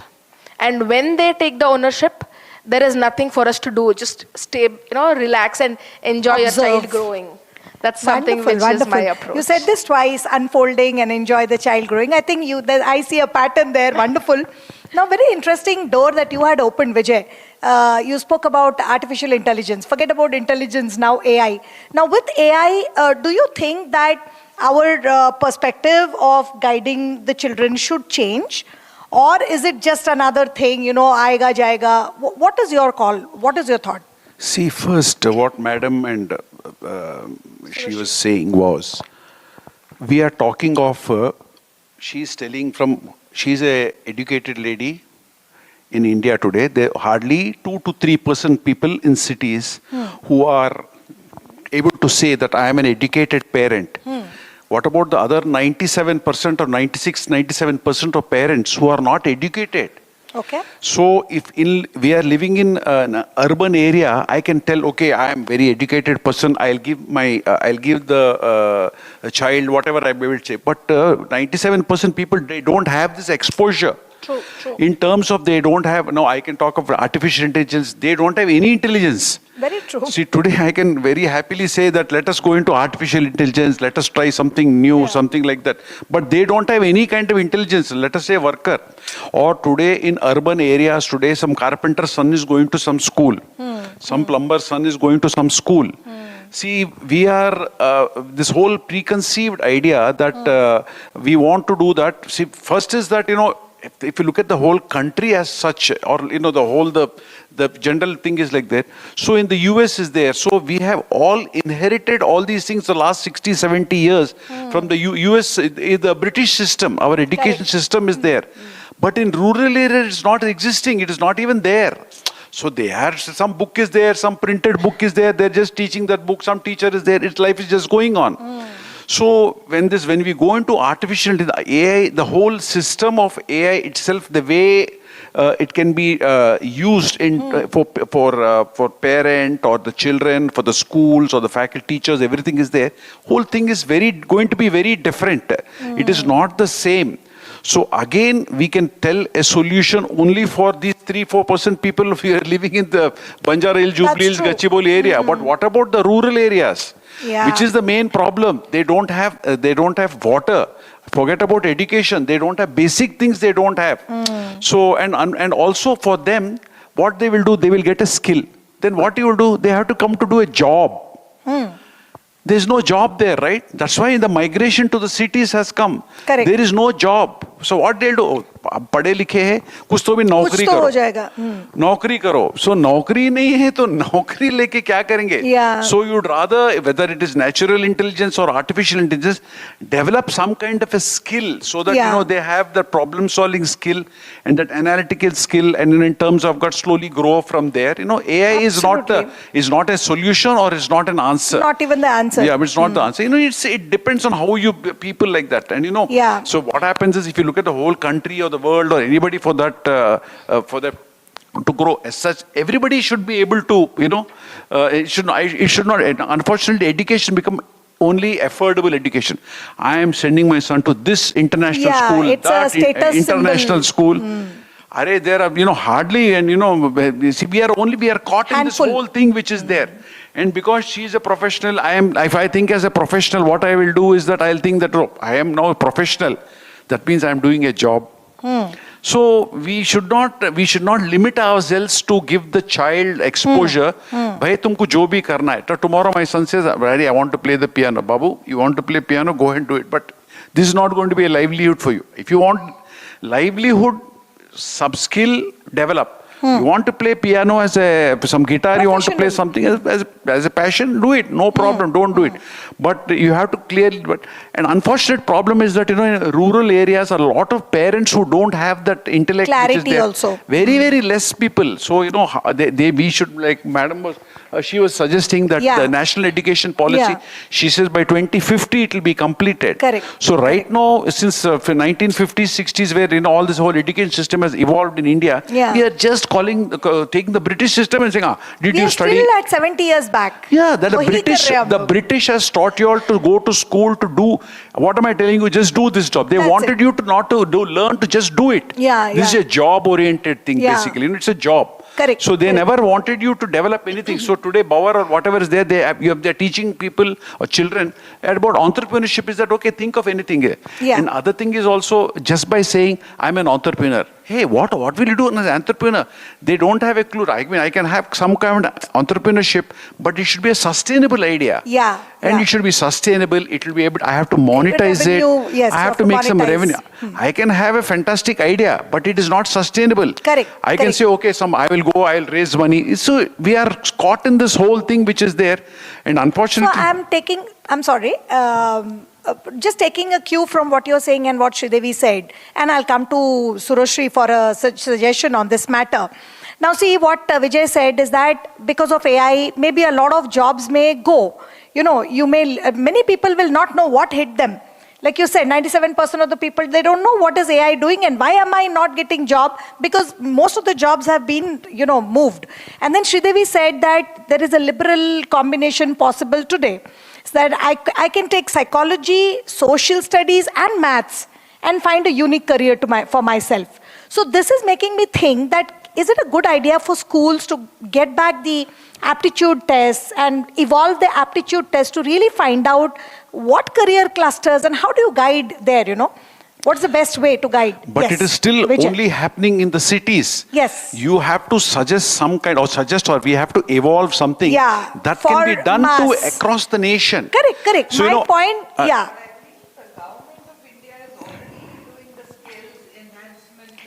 That is what he's saying. It will take 2050 tak chalega. So we need AI support to build a platform. Also. Yeah. Sorry? We need a AI support to build a platform where rural children can, understand and get some clarity. But rural people don't have that exposure. AI kya hota hai? They don't even have an idea. They have no idea. We can sit in here and say, we can lecture about Yeah. To their level is happening at their level also. That's Correct. what the government We cannot like. center and state, wherein like for example there is a skill development in Telangana. Yeah. They are reaching out to the rural areas also first. It's going from there upwards. So I think instead of mixing these two points, the person in the rural areas, still he wants to do a job. Yeah. I want to come to the city to do a job because there is no job there. Correct. Other than kheti badi, kuch kaam nahi hai udhar. There's nothing And then else there. that's what he's trying to say is this particular person who's coming for a job is suddenly hit by a roller coaster because there are no jobs. They had no exposure earlier. So that's a cycle. It's a loop. As she was telling that, small rubber band and big rubber band. So it's a every loop. child has their own capacity. So that's why I'm asking every you. area has its own potential. Correct. So we cannot change everything over the night. Systems has to be in place. We have to reach out to many places and do awareness of how to make them employable. I went to a college here for interview skills training, MBA college, MBA second year students. Half of them were very good in talking and understanding and giving explanation, but half of them didn't know what to say, how to say. When they saw some external party and they were not able to say good morning also. So this is a kind of hesitation they had. So talking about AI and all, it looks very good in reels, but in reality, it does not even exist as I feel. We are still there, we are trying to figure it out, and if you go to the school, go to the colleges, we will see that students are struggling to say their name, students are struggling to, give them an opinion of their logical thinking, analytical thinking is not there. So to develop that, we have to start it in school. We should have lot of aptitude test, understanding, and giving them some kind of awareness towards this also. That apart from choosing career, just running towards a job and building a business, not everybody can start business also. Somebody has to work for them. So who have that capacity to start a career as an entrepreneur, who has a capacity to manage that job, we need to understand and give it to everybody. As she said, not all size fits. So that's how we need to see, and it can start from a small community first, and then we can just replicate. And many people are doing work towards it, and we just need to come together and do the same thing. So that's what I feel. Okay. Like he's talking about jobs. No, that's fine. For jobs, they evaluate, right? A candidate for before employment. They do all kinds of psychometric Assessment, tests. psychometric. So that can be done even at school level to know what a kid is good or what are the what a help a person needs at that level also. Yeah. So as you said, multiple intelligence tests. Yes. Now as the intelligences are increasing, now EI and AI and whatnot, every other test that are coming in. Correct. So those tests should be done even at a college school level. School level. As well, to analyze whether the person will be good at that particular career or not, I think. Just want to add on. Completely agree. When Sir was talking about how to empower the children in villages, maybe we have exposure to the children in the cities. So with the limited facilities we have, In fact, in our career department team in our school, Suhas sir is the head, and he has created the subject mentors to be career mentors. Okay. So, now 10 of us who are subject mentors are career mentors. So what is there in my hand? How can I, he always talks about creating thought leaders. Why to follow the convention? If you want to do something, create a path for yourself. Don't we think that whatever limited resources we have, whatever limited exposures we have, when we create thought leaders, that one seed which we sow can give rise to 100 mangoes.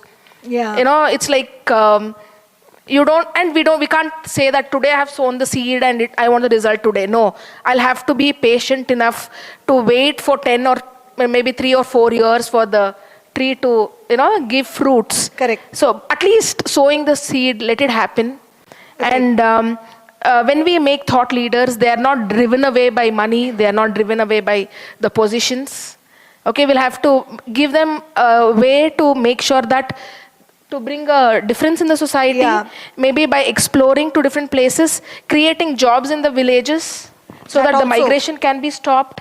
And there's so much potential in the villages when compared to the cities. But who is going to tell that to our children, the future of our country, that please go look at there? Yeah. It's our duty. Azim Premji, sorry to interrupt you. Azim Premji said, I have attended a lot of interviews, I watched a lot of people. 95% of the country, of the engineers who are coming to Wipro, he was talking Wipro, but across, he says they are unemployable. Yeah. 95%. It's not a small number. He says 95% of the people are unemployable. And if you've seen in the last 1 week, Indigo has bottoms up in India. And the government of India set this policy 2 years back. Indigo has got 400 to 500 planes today. But they went and said that, what happened? Why did you not do it? He says, we don't have enough pilots. Yeah. We have only 2,100 pilots. Yeah. So in a country like this, we are not able to produce people. So that Indigo went. The government of India said that, what the hell? Why have you messed up? We have been telling you for the last 2 years, sir. Aadmi nahi hai. There are no people. There is to do that there are no job. people. So we are only thinking. That's what I'm saying. Yeah. So they have to develop some kind of this thing which is there. So he's just like, they're saying, sir, it's not that I am not having.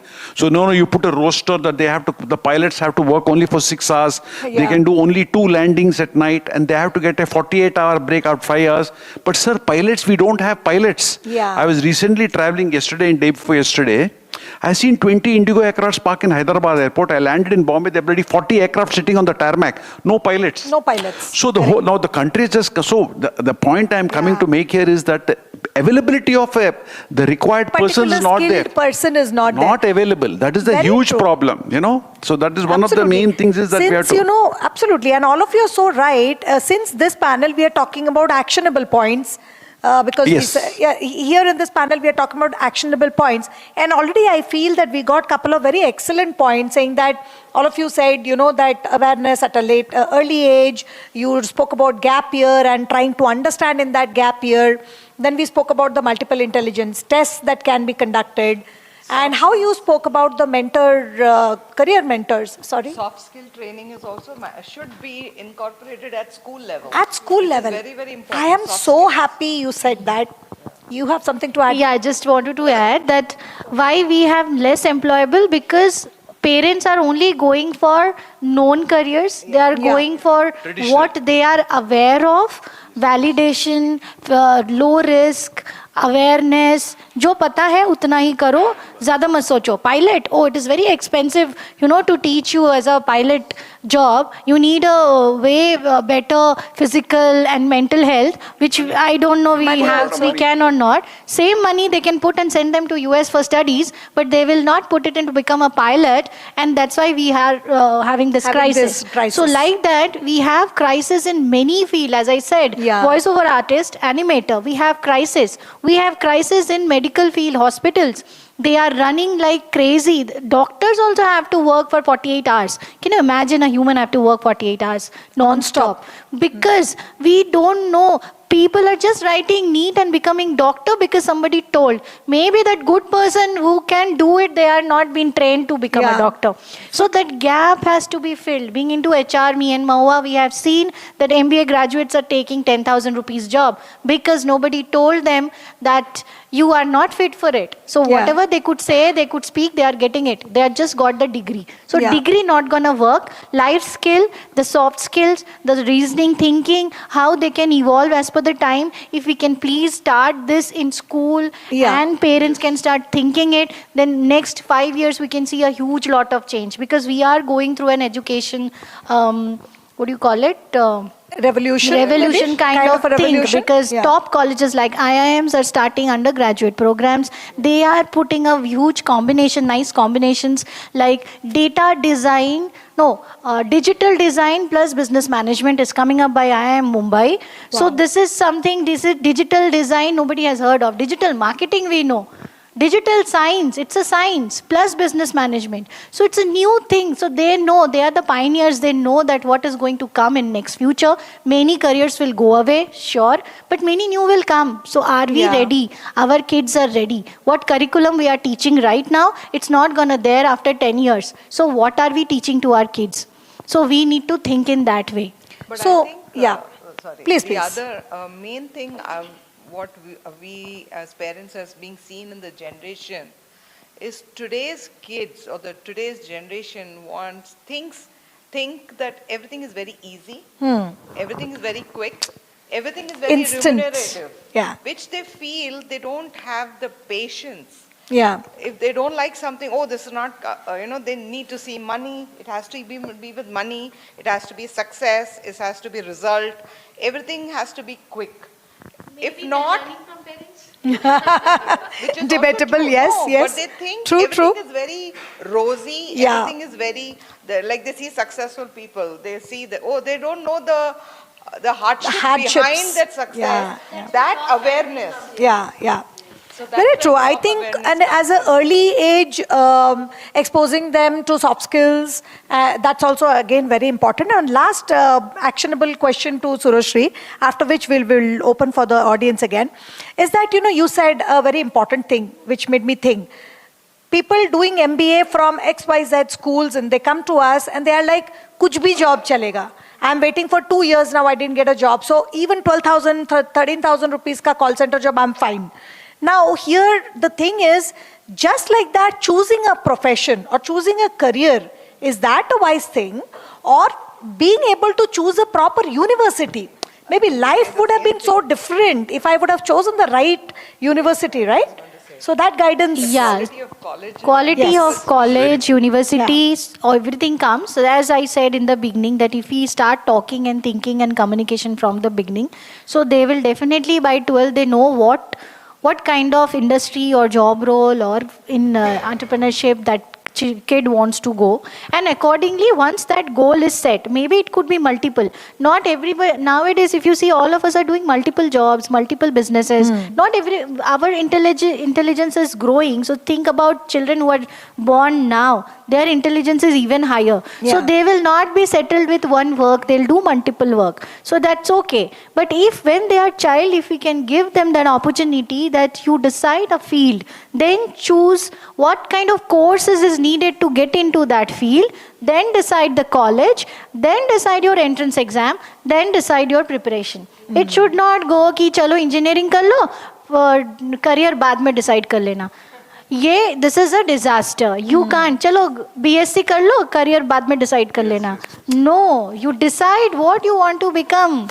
If you want to start a digital marketing company, good. What kind of courses you have to study? Very good. This you have to study. Which colleges are good in that?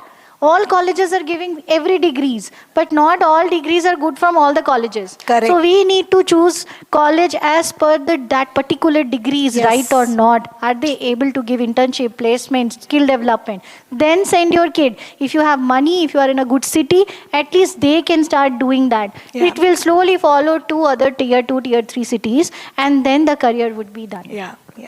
Thank you for saying that. Wonderful. Yes. One last point. Yeah, sure. So, see, we are again so much focused on career, job, this, that. Yesterday I sat in the Uber, I sat in the car. After he said, sir, give me your PIN number, I gave. I was just sitting, I'm just, just looking at my phone. So how was your journey? I said, who is this? Somebody talking to me? Who is this person? Is he saying that, how was your journey? Yeah. I said, yes. Like, then I knew it was this fellow. The driver? So, the driver. Okay. Beautiful English, sir. I said, how come? He says, my name is Ramakrishna, sir. I am from Guntur. And he says, I have lost my job. I was working in the IT industry. I have no job. Obviously, he looks like he's in his mid-40s. He says, I don't have a job. I lost my job. And then I said, so how are you driving? He says, sir, I am trying to make 1,000-1,200 rupees per day. So his whole mindset that he's doing this job, he says, I developed a skill of becoming a driver. Yeah. That's why I'm able to drive this car. So unfortunately, the thing is there, he's engaging in a wonderful intellectual conversation. Yeah. And, so we should be able to say that, parallelly from whatever y'all are doing, develop some kind of a skill, problem solving skill, very, very important. Problem solving skill, crisis management, that's very... What can be a plan B? What can be a plan C? Yeah. Yeah. Very, very nice. Yes. We also have to teach kids, especially at this point of time, circumstantial intelligence, right? So he lost his job. Maybe he has a family to run, right? So we can't tell him, wait for the skill set matching and then go to the right job. So he took that job, maybe for the time being, and there's no harm. Yeah. No harm. No, that's not his point actually. Yeah. We have to teach our kids that. Yeah, exactly. No smallest job. Yeah, no job is small. Right? True. Very true. Very, very important. I had another question, maybe I'll ask you. Yeah. So, in fact, because we are running really short of time, what we thought could be a very small panel has gone a little longer than the other two, and I think still more questions unanswered. But because of paucity of time, maybe one more question from the audience. Yes, Suhas.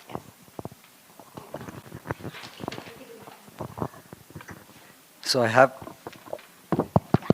have few points took from all the beautiful panelists here, and some points, some questions, some thoughts to both audience and the panelists.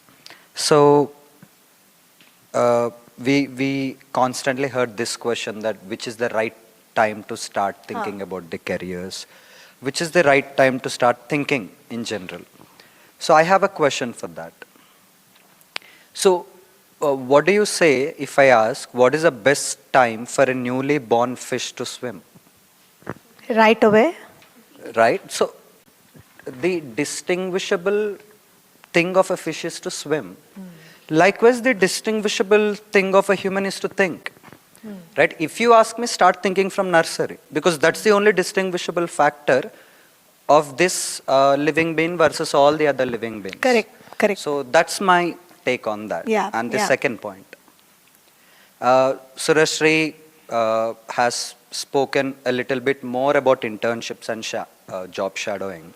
So my question is, internships by experts, but internships by only proclaimed experts, experts who proclaim themselves as experts, are the faculty who teach in MBA colleges, are the best sure shot masters to teach entrepreneurship and business? Can't we take them to the actual people who are doing it and maybe teach them in a more raw, unrefined way? Even a shop owner can teach the real life, procurement, accounts, sales, marketing, everything you will get from a shop like owner. You said, ice cream factory factory mein dikhao ki kya chal raha hai. So my point here is, this shouldn't be our only craving. This shouldn't be a student's craving to do.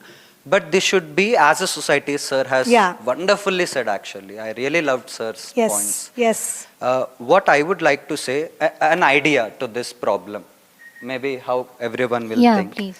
How about all the organizations, irrespective of public, private, mostly private, should get some tax exemptions if they start interning K-12 students.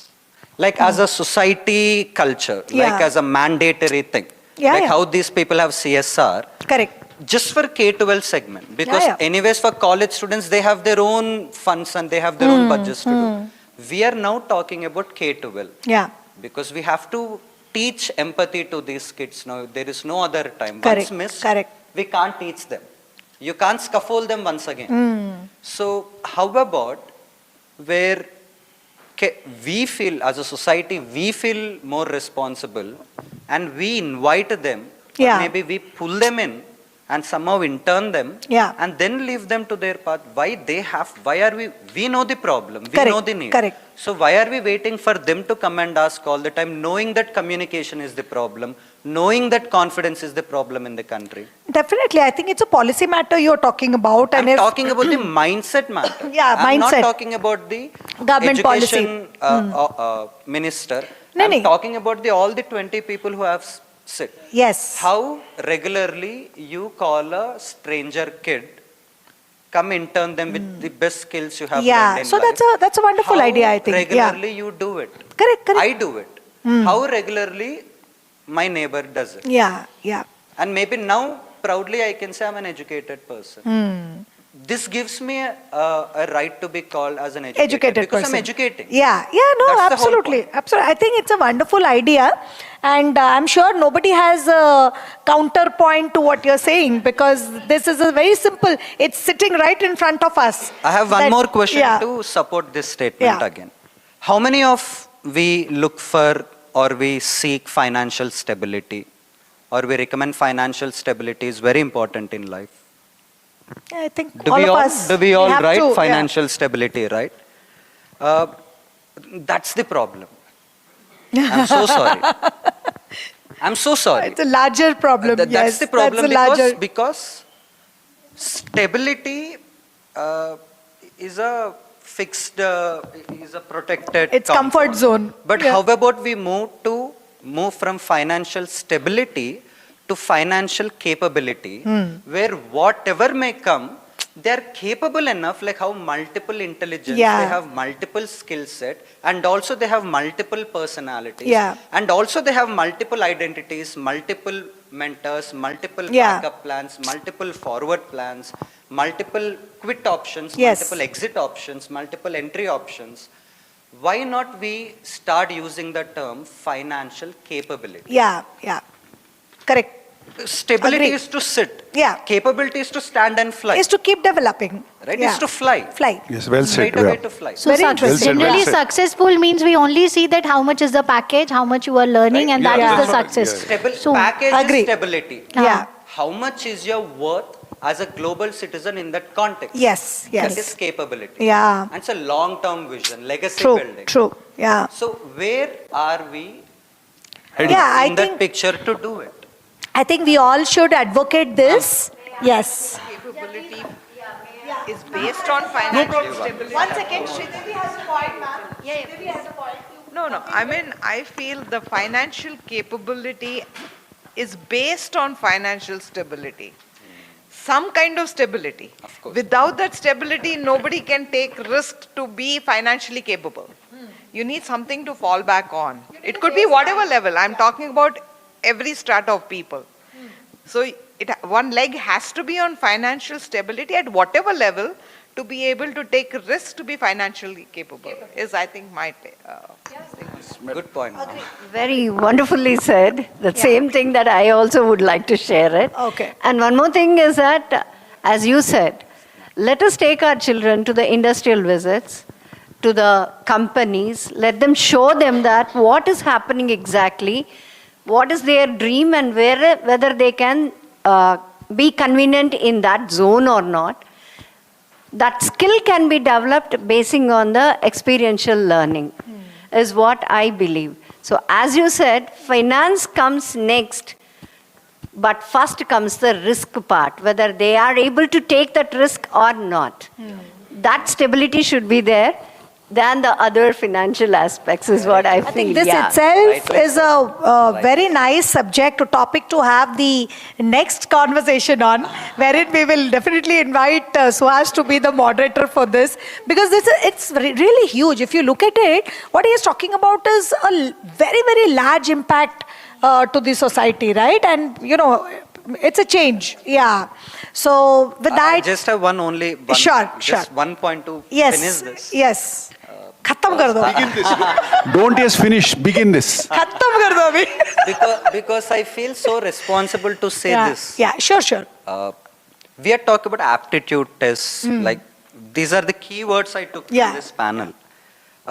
But my take is that, as Sir said, I got this thought.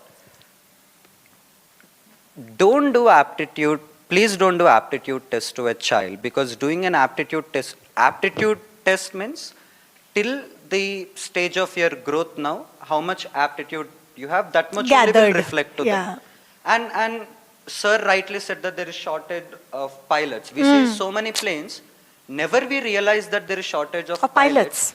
What if, as a Educationist or as a lifestyle change, we start doing aptitude tests to citizens, to organizations, to society in general, and reverse engineer the training modules to the children. to the children. Yeah. Now yeah. we know anyway. Yeah. Why don't we do aptitude tests to prime ministers, chief ministers, educators, Yeah. uncles, Why aunties? not? Are these good aunties? Reverse Shall we engineering. do an aptitude test Reverse to them? engineering. Yes. Reverse engineer it. Yeah. Yeah, parents. Aptitude Yeah. for everyone For and in their everybody. right. Wonderful point. Because you can't put past problems to a newly born child and ask them to solve it. Yeah, correct. Did they create that problem? And Yeah. how justice is that for us to do problem solving, Yeah.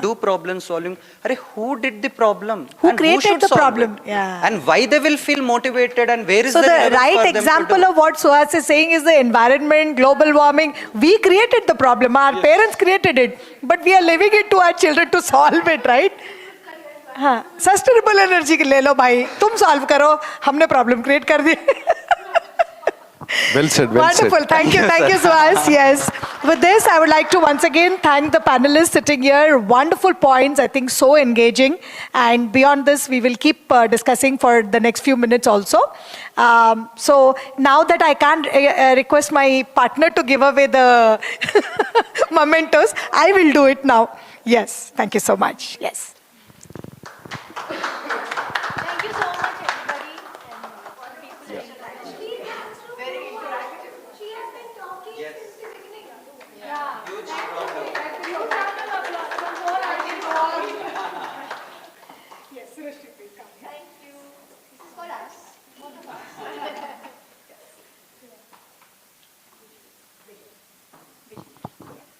So nice interacting with you. We'll continue to talk. Sure. Thank you so much.